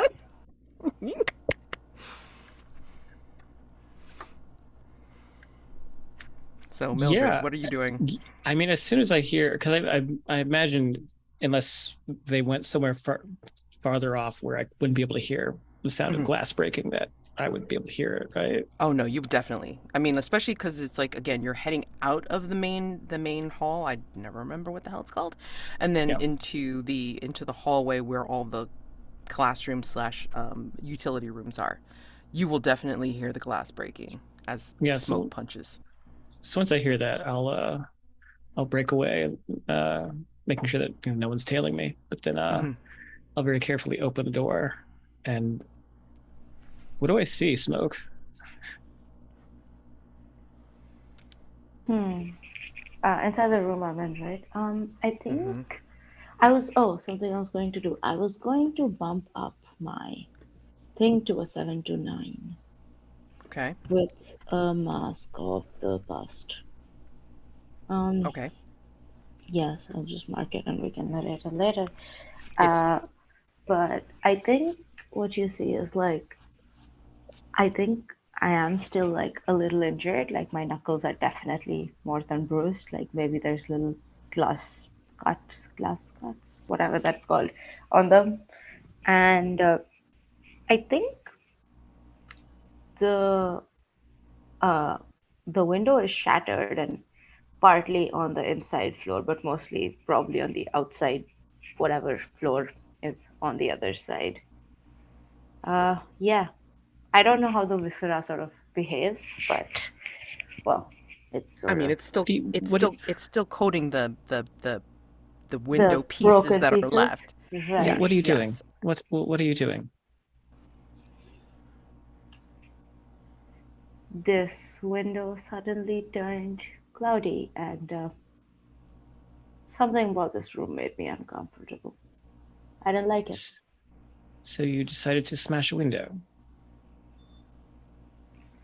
Well, now we have a piece of it to take back with us. And I just, pick out one of the broken but not detached pieces and then sort of just hold it out to Mildred. And I'm not smiling, but I'm sort of just shrugging. Like, what can you do? Let's say, what I'm can gonna you do? say, I'm gonna say, she- I'm gonna say that, like, smoke, condition, glass splinters, for one, and then 2, this is a completely fictional positioning thing, so it is not a capital C clue. It is you have the piece that you've picked up, like not even looking, but you showed to Mildred, is an eye. She takes the depicts piece that an has eye. I imagine it's like maybe like a face of a saint, that like it's just their eye. Yes. She looks at it and sees that like the strange, weird visceras on it, and she turns it over and puts it in her bag. Just don't do this at Hargrave House, please. I would hate to have to repair those windows myself, and would rather have Eligos do it, and neither of us want that. And at I'm this going point, to Father say- O'Donnell's coming in because of the 7 to 9. Father O'Donnell comes in and says, "What is going on here? What happened to the window?" You should ask the demonic creature that's haunting your cathedral and well, Who's going to fix this window? I'm dreadfully sorry. Just send a bill to a Mr. Lord. Sorry, I have to find his name. Just send a bill to Hargrave House, care of Lord Satoru Oda. He will cover the entire expense. I will. I find this So- hilarious. Poor Be man's not better. even here. You will actually contribute at least a generous donation, if not the entire repair of the windows here. I should hope so. This is not. Yes, just send the bill there, if you don't mind. And Mildred will try to usher Smoke out of the room as quickly as possible. Okay. I mean, he's just like making gestures, staring at the thing. Go What? Bill Lord Oda, that's all I'm saying. Yeah, exactly. Okay, great. That's his So, condition for not being here. Yeah. Build. Bill, Lord yeah, I'm Ocean gonna put gets it. condition. He Death. can't. He's gonna take another mask because he hasn't wiped any fucking conditions out. You Well, can mark, sorry, you can mark frustrated. a mask to not have to pay the window. No, I'm taking that out of his eye. Damn it. Oh God. Oh my God. Ay. Well, Smoke. This is like you're getting back at him or payment for having to just deal with his shit. Oh no, Smoke sort of like, I won't say enjoyed, but Smoke had a fun. I don't know what the right word is. Enlightening, shall we say, experience. Okay. All right. All right. Whatever floats your boat. I mean, at this point. Oi. Okay. So, I'm going to say at this point, I mean, we're going to wrap up with the idea that, yes, Eligos rolls up with the cab, and I'm going to say that Evelyn changes his mind and just, asks to be dropped off at a certain place, like on the way to Saint Cecilia's, and then Eligos, you roll up just as Mildred and Smoke need you, and Smoke is has a very bloody hand, and Mildred's looking rather So sorry Upset? that I've let another injury occur in my absence, Miss Bloom. It's quite all right. Smoke just, must not be a fan of, whatever it was that was on that window. We should probably go back to Hargrave House and figure out what it was. Well, Eligos mark condition marked by Foster. Just make that as a note. oh For your fuck. conditions. Sorry, not sorry. All right. So, gonna close out day Should have phase with expected all as that. much. Yes. See what happens when you miss. Okay. No, I'm kidding. Did I miss? No. Oh, no, I did miss. No. Oh. Well, hold on. Well, you got the 8, so I mean, basically, you're Yeah, gonna that's get fine. a or I something. needed something. All right. Okay. Fuck. Now I don't So- want to go back to Hargrave House. All right. So, Dusk. We are entering Dusk phase. It helps to change the phase. Okay, great. Dusk. Okay. So, Smoke. Quickening. Yes. What was the role? Wait, let me just quickly check that. I think it's composure or vitality. Hold on. Sensitivity, your Uh, choice. It's vitality. Nope. Composure or sensitivity, yes. Mhm. Which I have 0 in both because of course I do. God. Okay, give me a sec. I don't have physical dice today, so I need to just. Well, that's a 7, so that's great. On a 7 to 9, you manage to keep the quickening in check, but just barely. Take the following condition drained. Adding it again. The urge to knock it up so that I can have like the full. I'll mark it up. That's fine. Okay. I mean, you can. You're just like burning through masks every single time it happens. It's like, oh shit. So, Yeah, but Lord Oda's probably doing worse, so it's fine. Well, we can't. If we lose 2 of you. It's like, oh my god. I don't know if it's a pride thing or if it's a, oh my god, you should be ashamed of yourself losing 2 characters in the middle of a campaign. Oh my god. Hey, that's what makes it fun, though. I guess They I both well, went off to do demons? Because one of my dawn questions is something like about a feral sexual encounter or something. You pick these questions. It's like, it's okay. If you fulfill your dawn question, then you get the XP. I mean, I'm just making that a point, okay? All right. So, dusk phase. All right. Now we go through the paint the scene question about Hargrave House. For today, let's pick out the library. Of all the rooms in Hargrave House, none feel more unstuck than this one. As you enter the library, what do you see or experience that feels a little off? And this is a paint the scene for all of you.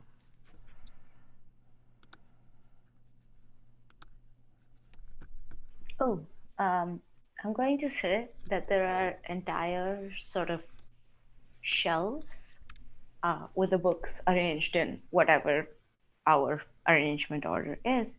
But I'm going to say that along certain shelves, like along the entirety of those shelves, along multiple books, you have these sort of claw marks with some sort of like just along the spines of the books and the wood of the shelves. And they have little bits of like some no longer liquid, but once liquid, crusty sort of greenish black things in sort of embedded in the claw marks.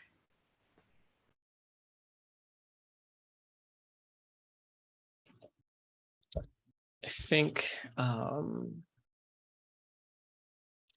the thing we see whenever we go in there is that there's these grand shelves that reach from floor to ceiling. They line every wall, and there's even like walls that are built in between the space. But there's a certain wall where all of the books are covered in these heavy chains, and there's certain hours of the night where if you go in there, certain words will try to come out and try to either entice or enchant or attack. But these chains that cover this wall of books, they are enchanted enough to be able to keep these words bound within the books themselves.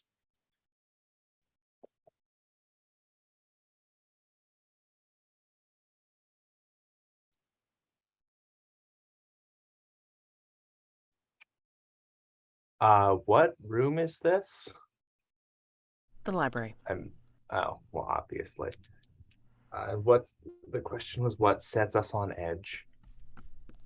What do you see or experience that feels a little off?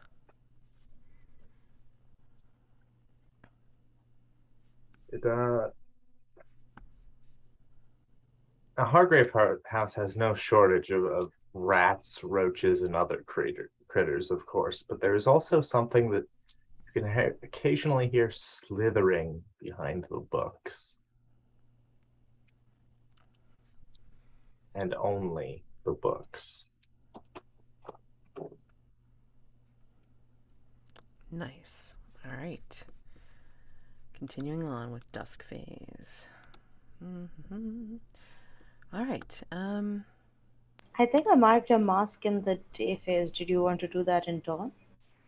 Yes. Let me find out what you guys are going to be doing for night phase first, and then we're going to go ahead and then resolve any Janus masks that you guys incurred in day phase. Okay. So what do you want to do? Let's start with Eligos for night phase.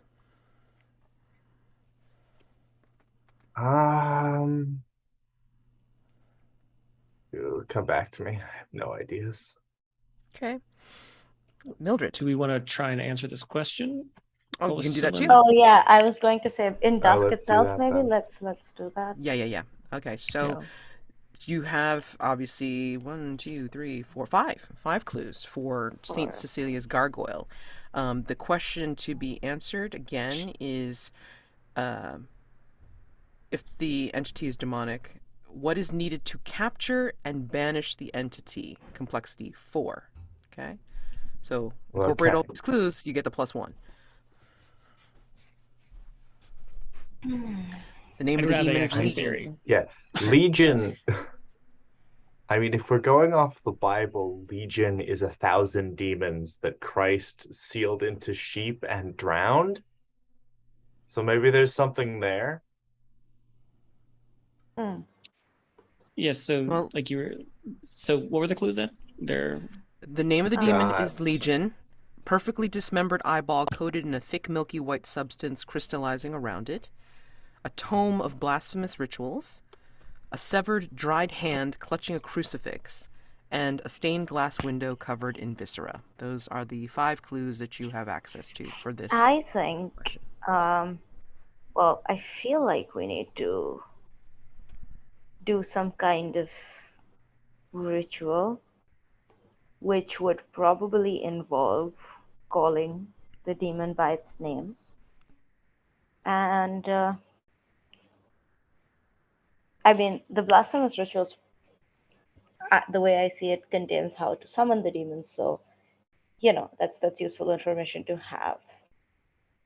The rest of the stuff.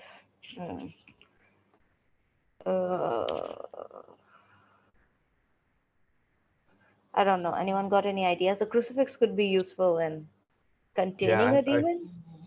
Like, you know, how when you have a ritual and if it's trying to sort of come at you, you sort of hold it back using crucifixes and what have you. Yeah, What so if- I think the crucifix was probably struck, like the hand was cut off in anger. Yeah. My idea though is that so there was the side character's body that was hanging off the cathedral's roof. We had talked about it being like a premonition or shadow or an echo from the future. But what I'm thinking though is that it's that side character was actually dismembered. That side character, it was their hand clutching the crucifix. It was their viscera that was covering the window. It's their eyeball that was found in the courtyard. And so I'm thinking that somewhere in this tome of blasphemous rituals, there's a means to bind the demon to this body that was dismembered. And I don't know, maybe it's the only thing what the ritual would be then. Because my thought might be is like Father Donnelly isn't Father Donnelly. He is by day parading as Father Donnelly, but he's actually a demon that possesses the gargoyle sometimes. And that the actual Father Donnelly was the one who was on the roof and he has been dismembered. But I don't know how. Stunning. Go on. I do like that theory. I like that theory, yeah. I just don't know I like how that. how it would banish the entity, like how that fits into banishing it, like what kind of ritual would Well, come if from we that. know what it is and we refer to it by, like, again, its name, then maybe Well- that works. Could possibly the ritual be reverse engineered? Because if you have the tome of blasphemous rituals to summon one or to maintain it or to feed it or what have you, right? Yeah. Then is there a way to kind of do a reversal or like a blasphemous just- version of the blasphemy to be able to make it where you are capturing and banishing instead, you know? Right. What if we have to reassemble the body? We have to find the missing parts of the body, the rest of his corpse. Yikes. So And Oh, what if maybe. shades of the mother without having the mother in Yeah, the exactly. actual Yeah, case. no, what but if we have to find the missing parts, like the rest of his body, wherever it was disposed of? We use the tome of blasphemous rituals to bind the demon using its name into this body of the dead person, and then somehow maybe we dismember it once it's inside. That way we keep it chuck inside a it in different Lord place of the Oda's bodies. grave and make it his problem. Yeah, sure.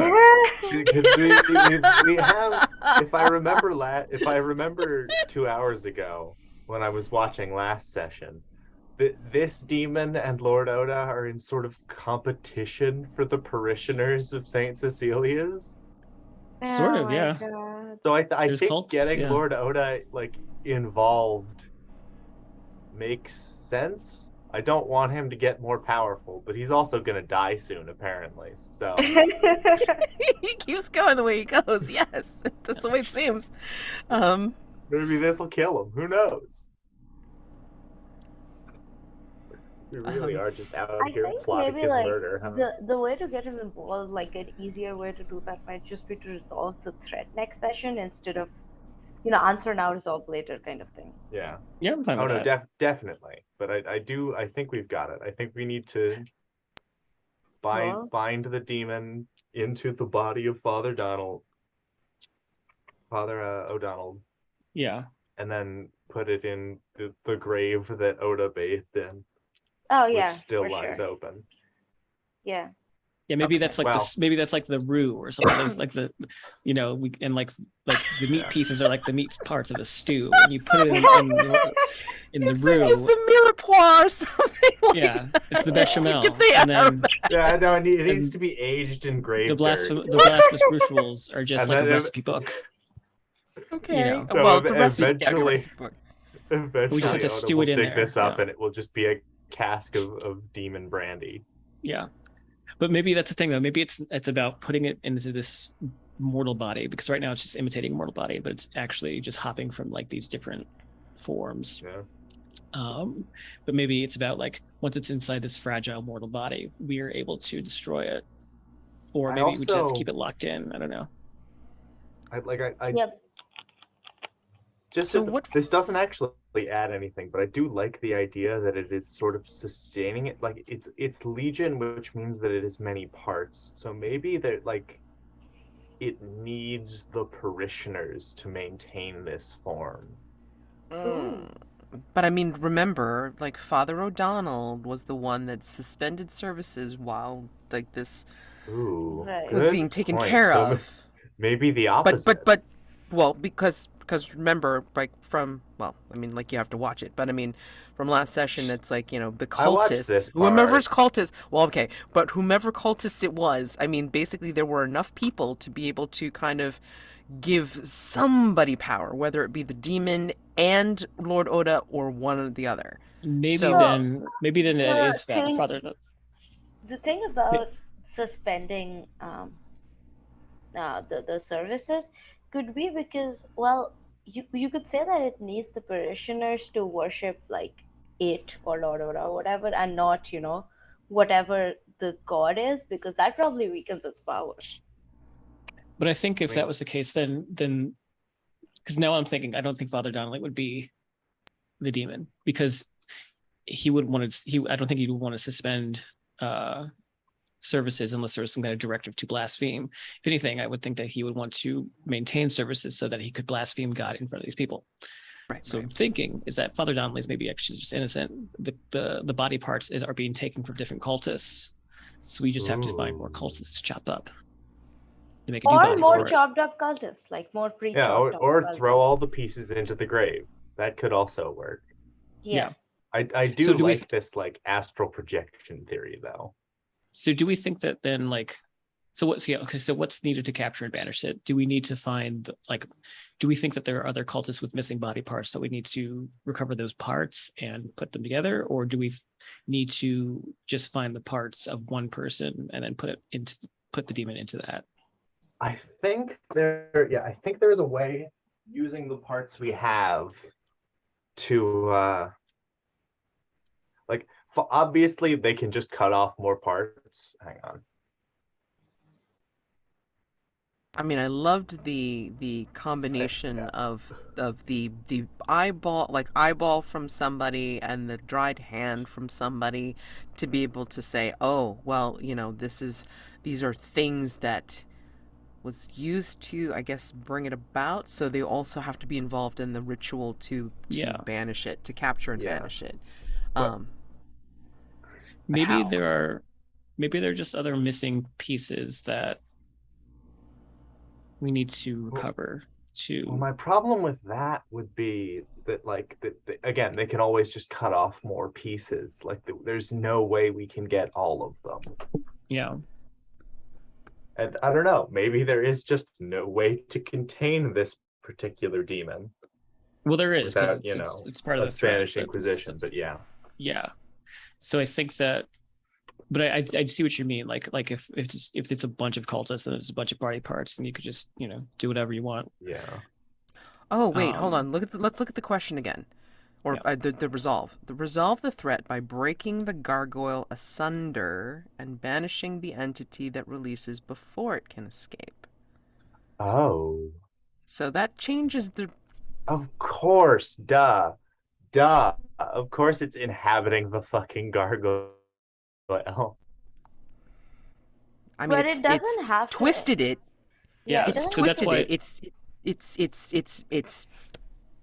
It's contorted it. Customized itself. Yes, it's customized have it. itself when it's I in have that I body. have it.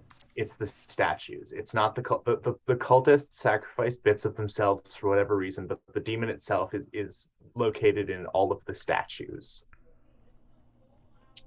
But how does Ooh, that are tie we then gonna- to the body parts that we found? Oh, I have an idea. So you know how in like older statues they're broken and they're messed up. So maybe the cultists like broke off body parts that sort of symbolized parts of statues of the Ooh. church in random places that were already broken in those ways. Like maybe there was one whose like eye was gouged out, and maybe there was one whose hand was broken or broken off. And so the cultists sort of break off the parts that symbolize, they sacrifice the parts that symbolize the already Like broken a- parts of the statue, sort of as like a pseudo replacement / respect kind of thing. Yeah, like hanging yourself from a tree in honor of Odin. Yeah, so what we need to do is we need to go and find out maybe what other parts were missing from like other potentially broken statues of humanoids or what have you, and then gather those parts and then do a ritual.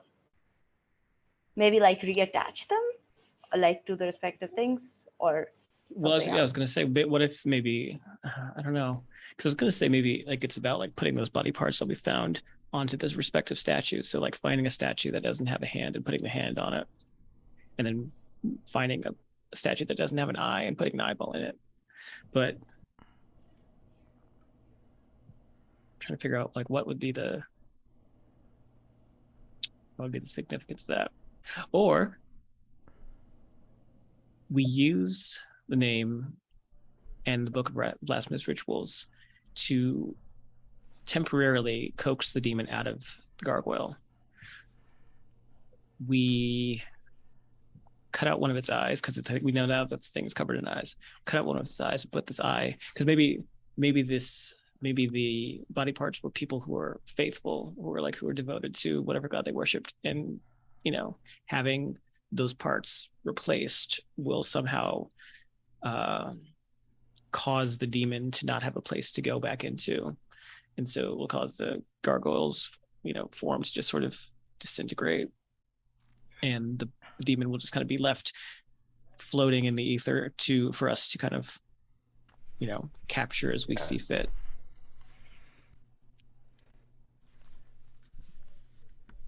Just know that, I mean, again, remember that it's inhabiting a gargoyle. A gargoyle is made of stone. These statues. But that's what I'm Yeah. saying. Like, stone. yeah, like So- even though it's made of stone, like cutting off the hand of a stone gargoyle, you could still do that. But like replacing it Yeah. with flesh, maybe there's some significance there. I don't know. Oh yeah, that would I think just work, right? Yeah.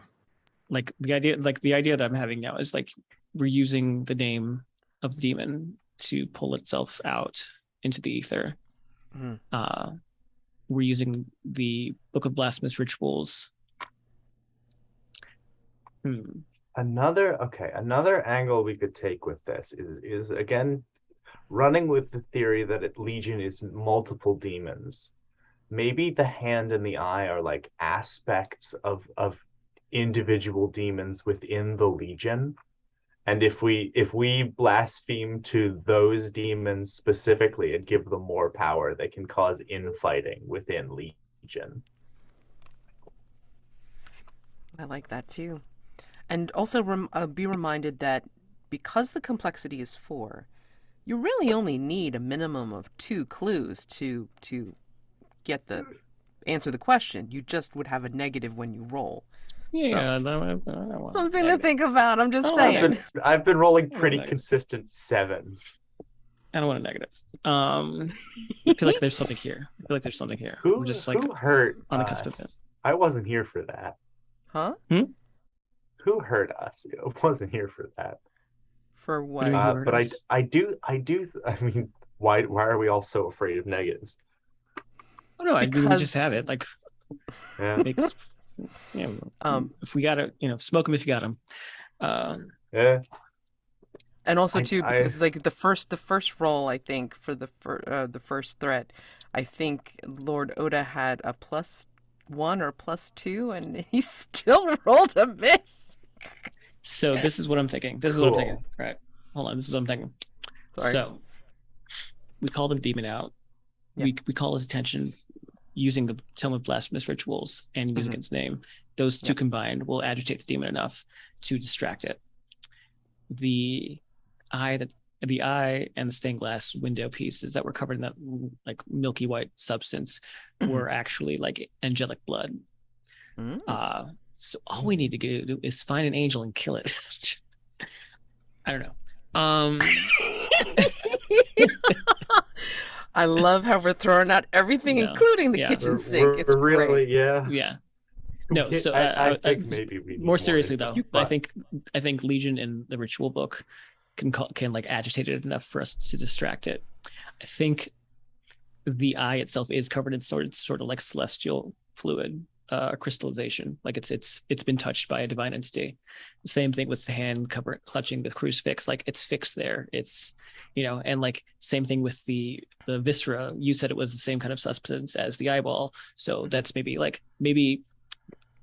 I know we can't bring in clues to use them, but I don't know if we can use them for context. But maybe the side character that was the body that was on the roof was of some kind of angelic descent. So it didn't bleed blood. It bled this kind of celestial blood. So it covered, its eyeball is covered in that celestial blood. The stained glass is covered in its celestial blood. The hand was its hand clutching a crucifix, but it's been dried because of maybe exposure to our natural world, our filthy, degenerate world. So what we have to do is essentially pollute this legion with actual holy entities. So we distract the demon by calling out its name and using the blasphemous ritual book to suspend it and keep it under control while we chop off the hand and replace one of its many eyes on its stone body with this flesh, infusing it with the celestial blood that's coating the eyeball. It somehow like pollutes the rest of the form, corrupts, and it like makes the gargoyle itself uninhabitable, shatters the gargoyle, and then we can banish the demonic entities however we see fit after that, because they will be under our control. Wow, control is a strong word, but I like this theory so far. I like the theory, yeah. So do you want to roll it or? No, I'm good. Mads, what do you think? Like you look like you have reservations. I mean, I like the using the name and using the rituals to call it out, to get its attention. Perfect. The thing I'm having trouble with is like, how you are going to capture it or like break apart the physical form enough, We can use the stained glass window piece, maybe because it has that coating of celestial viscera. It's able to carve through unholy. Also, just throwing it out there, dynamite has been invented. Yeah. Holy someone get us a holy hand grenade. Dynamite Five is is- like Five is right once out. a session, I Three. can. Dynamite session, blessed I by can the show priest up or with something. something. Oh my god. But yeah, my And- idea was just to use the stained glass window that was covered in viscera because the glass is covered in that viscera, it makes it able to penetrate profane surfaces. So because this gargoyle has been polluted by demonic entities, we would be able to cut through stone like flesh. I like that. Okay. Okay. That's my idea, though. Okay. I mean, like aside from being armed with pickaxes or something to break through stone, it's like, you know, you need to make sure that you have something that will pierce You the, can get some the dynamite, stony it's flesh. fine. But that's what I'm saying. That's why we have the stained glass piece. We use that as the means of surgical enhancement. Okay. That's our scalpel. Right. Gotcha. Okay. And who's wielding this? I don't know. We'll figure that out, I guess. Well, Lord Oda can when he gets back. Lord again when he gets back, yeah. Okay, I mean, okay. well, he might not be able to touch it either, given our theory so far. True. Oh, yeah, He's not a that's demon true. Well, yet. if I he can can't, handle it. I will. Yeah, if he can't, Yeah, I what- will as well. That's okay. Yeah. Oh, that's gonna be problem. great. We do Awesome. have an American. They're known to Yeah. murder. I mean, that's the thing though. They're the one who punched the window in the first place, so they made That's true. they made the glass. yeah. So Yeah. there's something Okay. we could use there. Okay. Um, So with that, plus one. are we cool with this theory? I mean, Yep, like, you know, works for me. so long I as you mean, guys are I- cool it- to enact this for next time. Yes. Yep. This plan is incredibly rickety. I love that about it. I'm a little Hey, bit. I will say, wait. I will say, in my actual play that I did with Shadow Society, when we came up with the theory for Creature of Cremorne Gardens, I will say my character went completely AWOL and decided to kind of make a hard left on terms of how to solve it. So, what And there's happens also, in the like- resolve doesn't necessarily have to be what you came up with in the first place. I will say Cool. that. There's also the leap in logic to this blood is angelic, but if anyone knows that, it would be Mildred. So I'm fine with that, actually. Yeah, I mean, makes sense. I mean, it's just like, you know, this is going to be the stuff that you will make real when you play. So, yeah, if you're happy with it, again, it's like a +1 because it uses up all the clues. Yeah. Yep. So, Smoke, have Who's you rolling? rolled for a question? I don't remember. I think I have. I think I rolled. You did last Again, session. I I will did accept that. like Oh, there you one go. character taking a die each. I mean, like, you know. Has Eligos rolled yet? I have not. I've only been Go- here go- for one session. I will and say this is you the go start roll. of Two Yeah, you Mysteries. should roll. All right, let me roll. It's all on you now. So 2d6 + 1. That's a 6. That's a 12 plus 1. Nice. 13. I was just gonna say it would be so We much get a fun if the mastermind to mastermind show up. showed up. Yeah. Yeah. Let's party. But hey, Party. we got Party. Evelyn. Oh my gosh, I'm so excited. Yee! Okay. Yeah. So, you're very, very right. Whether you guys are actually going to enact this according to what you just said will be very interesting. I'm going to be sending this off as soon as it converts. Who wants to go for masks? Just, I'll go first. I have 2. You have 1, so we can do the alternating thing again. Sounds good to me. Okay. What was my first one? yeah, read off the prompt and then narrate. Narrate a flashback to your youth, showing what an arrogant, willful brat you.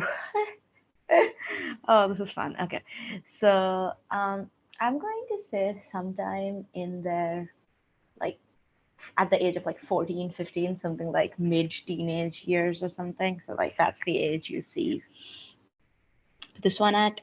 You see Smoke at, or well, Calum at, I guess, and they're wearing, again, like sort of rich, like not rich, like they're wearing well-made clothing. Like it seems like it's been tailored to fit them. It seems like it's made from good materials that last. It also looks dirty and rough around the edges because they haven't really been taking care of it. They haven't bothered to get it fixed or get it replaced and shit like that.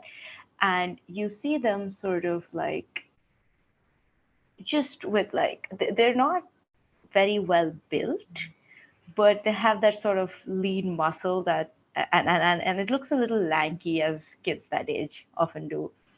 And they're sort of grabbing what seems like some kind of small trinket from like in one hand they're holding that, sort of holding it a little to the side, and with the other hand they're sort of pushing this other maybe slightly younger person against a wall, and they're like kind of just holding them by the collar and like looking at them with this disdain in their eyes, and it's just like, and then you watch as they sort of like throw this other kid to the ground and just sort of pocket the whatever the thing is, and just sort of walk away and like kick a little bit of dirt or dust behind them.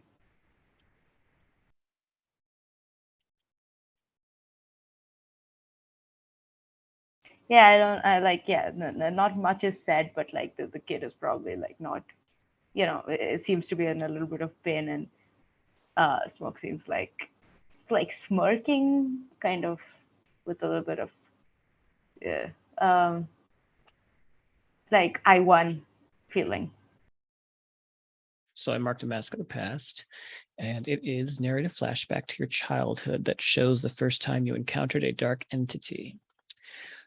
So this is a flashback to a time before the scene that we saw where Eligos was helping Mildred at her own birthday party. She's younger here, and even more sickly and sallow looking. She is, we see Eligos actually carrying her, lifting her up out of the wheelchair and setting her into bed as her mother looks on. Her mother's looks a lot like her, very kind of sunken and narrow face with dark hair pulled back, dark eyes. And Eligos stands back towards the door, and Mildred's mother comes to her at her bedside and begins to tuck her in, hands her a little stuffed animal. And she brushes Mildred's hair back, her bangs away from her face, and kisses her forehead. And she lets her hand hang on her forehead a little bit, feeling the fever that seems to never be able to break. It comes and goes, but it never seems to leave. But she says, "Good night, my dear." And she stands up. And as she prepares to leave, she reaches for the lamp. And Mildred feebly looks to her and asks, Can you keep the light on, Mom? The dark. And before she can kind of finish trying to voice what she wants to say, her mother's tightly smiles and, yes, of course, I will leave it on tonight. Just make sure not to knock it over or anything like that. Make sure to keep it safe. And Mildred smiles and nods her head as enthusiastically as she can. And there's definitely a sadness to her mother's eyes as she smiles back and then turns to leave with Eligos. And they leave. The door shuts behind them. And we linger on the scene of Mildred as a child in this bed. She's surrounded by pillows and she's covered in these dense comforters and duvet covers and all these blankets. And at the foot of her bed, there's a closet. And the closet is just cracked open a few inches. And Mildred looks at it, realizes it's open, and looks up to call out to her mother, but realizes that the door's shut and she's gone, and that she's not strong enough to call out to her in a way that she would hear her by now. And so she just tries to tuck herself into bed. And we, as the camera, linger on the darkness in that closet, and we cut back to Mildred's eyes looking at it intently. And after a few quiet moments, we just hear this heavy, heavy breathing. We hear something large begin to shuffle around inside of it, and Mildred begins to pull up her covers closer to her neck. And finally, we see just a single red eye glowing from inside of it. And in the faint light of the lamp, a face begins to appear, but it's not human. It's large, it's massive, like this strange scaled baboon face with these frothing mouth and fangs. And we can tell from the size of it that this creature's head is probably half the size of Mildred. How it fits into the smoke closet, who knows? But Mildred relaxes and looks at it, and her eyes meets the one eye that she can see. Hello? Oh, Mildred, who are you? That's where we cut away.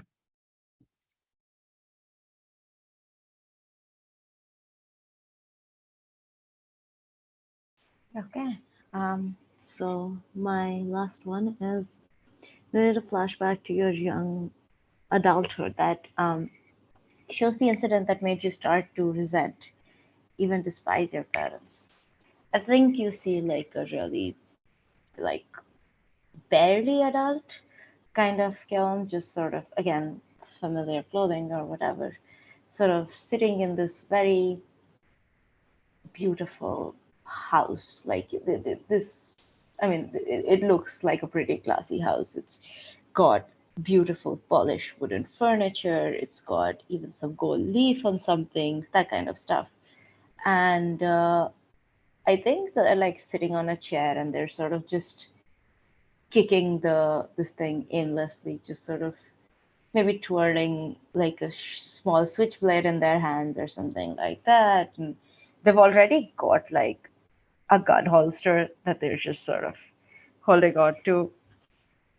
And like you see the door opens, some servant or someone opens the door, and then two people are led in, presumably their parents, and with them is this young child that this sort of little girl that this one has never seen before. And they get up and they sort of stare at their parents, and their parents basically introduce this little girl to Kiln, and they just and they say that she'll be living with us now. She will be basically your sister. And at this point, Kiln just sort of gets up, goes to their room, throws some basic things into a bag, and walks out of the house.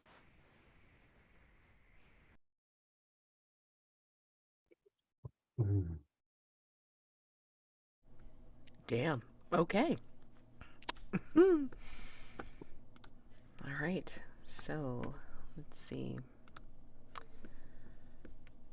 For next time's next session's Unscene. Let's see. I think I had picked out. Yeah. It's going to be Night Shift at St. Thomas's. Sitting across the Thames from the Palace of Westminster, St. Thomas's Hospital is London's newest hospital, purpose-built to the most modern standards of medicine. It consists of sprawling wings joined by covered walkways, allowing convalescent patients to take the air during the day.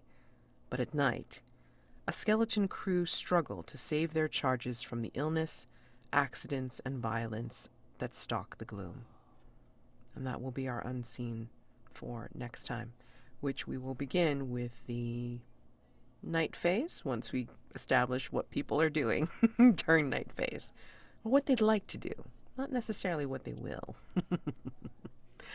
So, all right, given that, that's the end of the session for tonight. Stars and wishes for anything that occurred during this day phase, for investigations and gameplay, roleplay, what have you. I can go if no one else wants to. All right. Stars to Eirinar for causing so many problems. It, I like to and think make of them as, and I quote, solving problems with violence. I quote my playbook. yeah, no, you're great. Listen, you came out literally swinging, and I am here for it. Stars to Jack for that spectacular mask, and just generally being, cool and chill. Stars to Mads because Evelyn is, I don't know. It implies a lot of things. The mind reels. I guess this is also my wish. The mind reels. Let's I wanna punch them square in the face.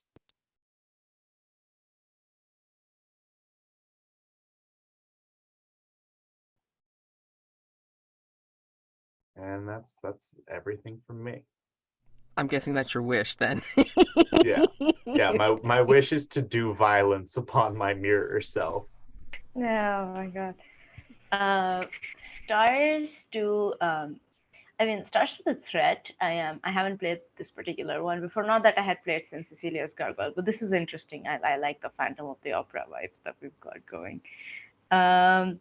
Stars to Jack for the theory, which I know we all contributed to, but like Jack came up with the really lion's share of it, and stars to meeting Eligos finally, but also I really did enjoy the sort of Eligos scenes on the investigating things and the interaction with Foster. Foster, is that the surname? It is, right? Yeah, and then also stars to Mildred for the mask, and also it was generally very fun. Stars to Lord Oda for not being there and still being a vital part of our session anyway. But yeah, wishes. I'm excited for next session. I'm excited for the resolution, the night phase, all of that jazz. I am also excited for. I was gonna say something. Yes, I am also excited to investigate a theater because I don't know, I had a mental image of Smoke just tearing a tapestry with claws or something, and now I need to do it. And now it needs to happen. Like riding down a stage curtain with your knife. Just... Yeah, pretty much.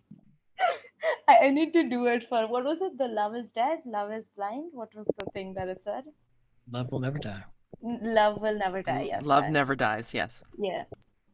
Yeah, I need to destroy that curtain. That needs to happen. Yeah, I'm excited for to make Mad suffer a little bit with my fun tendencies. Yeah, that's me. Stars for you, Mads. I thought the pacing overall for the day phase was good. Like the way that you jump back and forth, I think is getting better and better with every session. So yeah, it felt really good this time.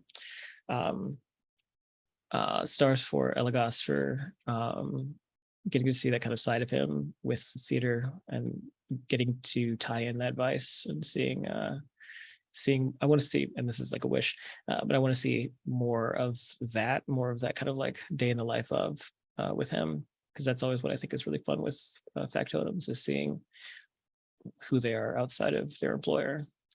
See, I feel like we haven't had an interaction yet, really, at all. We keep investigating different threats. I want to play the doting factotum. You could do that. You could do that. You can do it during the night phase when I have to do this ritual. Just make sure I don't, go all exorcist and spin my head around and start vomiting everywhere. And then star for Smoke. They're very attractive. It's very got this swagger to them that I respond to. They're reckless, which I find appealing. And my wish for them, though, is to see, and this is sort of a overall wish, is to see how they integrate with Lord Oda and Eligos as a foursome like what new dynamics come up out of that. And my other wish is just for everyone to be able to do this all at once. Everyone can make a session at the same time. We'll see. It's stranger things have happened.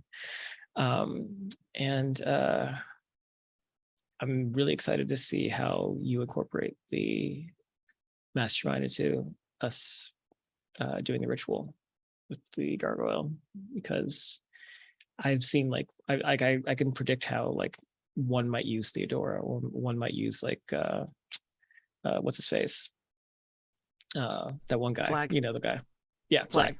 I can envision how those two would be incorporated, but because I've never played with this mastermind before, I'm like, all right, how's this gonna work out? And so yeah, that's it for me. In my lack of articulateness, I used all my articulation and my masks and everything else, so I'm spent. It's fine. It's perfectly fine. And the heat wave is probably not helping matters, so I get it. I just wanted to say, oh, this was great. I mean, I felt more comfortable with the pacing, and then like just having you three here. I mean, not that Lord Oda wouldn't add anything to it, but I mean, like, to actually have Smoke and Eligos in the same game together is like, yay! It's like now we're complete, I think, with the personal. No, I have to miss next session so that the three of them can get acquainted, and then I'll come back. I'm just gonna hurt you. I mean, like somehow I'm just going to reach through Zoom and then just like shake you. No, please. Let's have a complete session so I can test my skills. I can make sure that I keep, cutting back and forth sufficiently and with verve. For And people, it'll be at most 3 different seats. So I think you'll be fine. You've done that before already, anyways. yeah, I mean, again, it's like something that I haven't quite tested, for doing the between, because I mean, like when I did the mini series for the Dicey Amazons channel, it's like I had them for the first session and I think the second, but then after that it kind of fell apart because of scheduling and sickness and all this kind of stuff. So then I was down to 3 by the end of it. So again, I want to have a full complement of characters to make sure that I can get the hang of this. But I mean, everyone did wonderfully this evening. I mean, like, between the investigations and the interactions with each other, I really liked the scene with Mildred and Smoke. I mean, like, it was a slow burn, but then, like, once you got down to it, I mean, like, there was the tenderness there that Smoke showed, which you didn't necessarily see before, but you can't really get tender with Lord Oda because then he's going to eat you up. So that's probably not a good idea with him. But yeah, with Mildred, it was very fitting, and I enjoyed that very much. And then, like, yeah, I mean, I agree with Jack about the seeing the Factotum in their life with London, and then just kind of like, getting that air of them before they fall into being subsumed by the employer and their person Friday move and everything that has to do with being that servant, that perfect servant. It was nice to see, Eligos as an individual. So it'll be interesting to see when you two are together. Story like planned out. I look forward to it, but I mean, again, we just haven't got a chance to see it yet. You guys keep on separating to investigate different stuff, which is great. Yeah. So that's fine too, and it's wonderful. So again, my wish is to have the full complement of characters and to see how you guys actually resolve the demon. The demon. Hello, the gargoyle of Saint Cecilia's, and then like how you want to proceed with. Brain does not want to work. My gosh, West End Wraith, yes. And then if we do hit day phase for next time, then I can introduce yet another threat. So give you the full active threat pool at that point. Yeah. So it'll be fun. It'll be exciting. Let me see. Eirinar, anything? No, I am, like I said, excited to see where this goes. I want a vulnerable move with, like, I guess that's a wish, with basically everyone, not at once, but like individually because yeah, I want to see how each of the dynamics plays out, not just with me, but also like the others. Yeah. Well, again, you can call for different vulnerable moves within, like, Oh, the I phase. know. What is your I know. policy, Mads, on like Mhm. if we did one just like not even like a vulnerable move scene, but just a scene general of all four of us together Oh, I would love during it. the day phase? Okay. Yeah, that's fine. I mean, like, I'm perfectly happy with It's that. just I a mean, break for you. well, I mean, like, Us well, I talking to mean, each other. well, unfortunately, that would mean I get to indulge in my wonderful, like, addictive habit of like watching people role play and be like, Voyeurism. oh, yes, it is truly voyeurism because I'm just like, oh, like it's like I'm watching a show. It's like I should pull out some popcorn. You know what I mean? It's like, oh gosh, it's great. It's the only media I catch these days because it's like I don't have the time, and it's wonderful watching you guys play for sure. Absolutely. So yeah, no. I mean, if you want to call that to try to get you all in the same room, I love it. But remember, anything about answering a question, like, let's leave that freewheeling and out of character because it's easier just to talk about the different theories without trying to stay in character. And then I wouldn't be able to join in on that either because it's like, that would be left for the The players. and I voice don't of God echoes from above. Hargrave House speaks. It's like, no, I don't want that. Matt's disagreeing with one of our theories. A mirror just writes no, full stop. Like it's Yeah. just- It's like the Ouija board in like Hargrave House's dining room or something like that. It's like, Hargrave House The says problem no. with these jokes is how plausible they all are. They are. They really are. It's unfortunate, but You really could just put a typewriter in one of the rooms and have everything you say appear on it. We're all like, it really could. Yeah, I mean.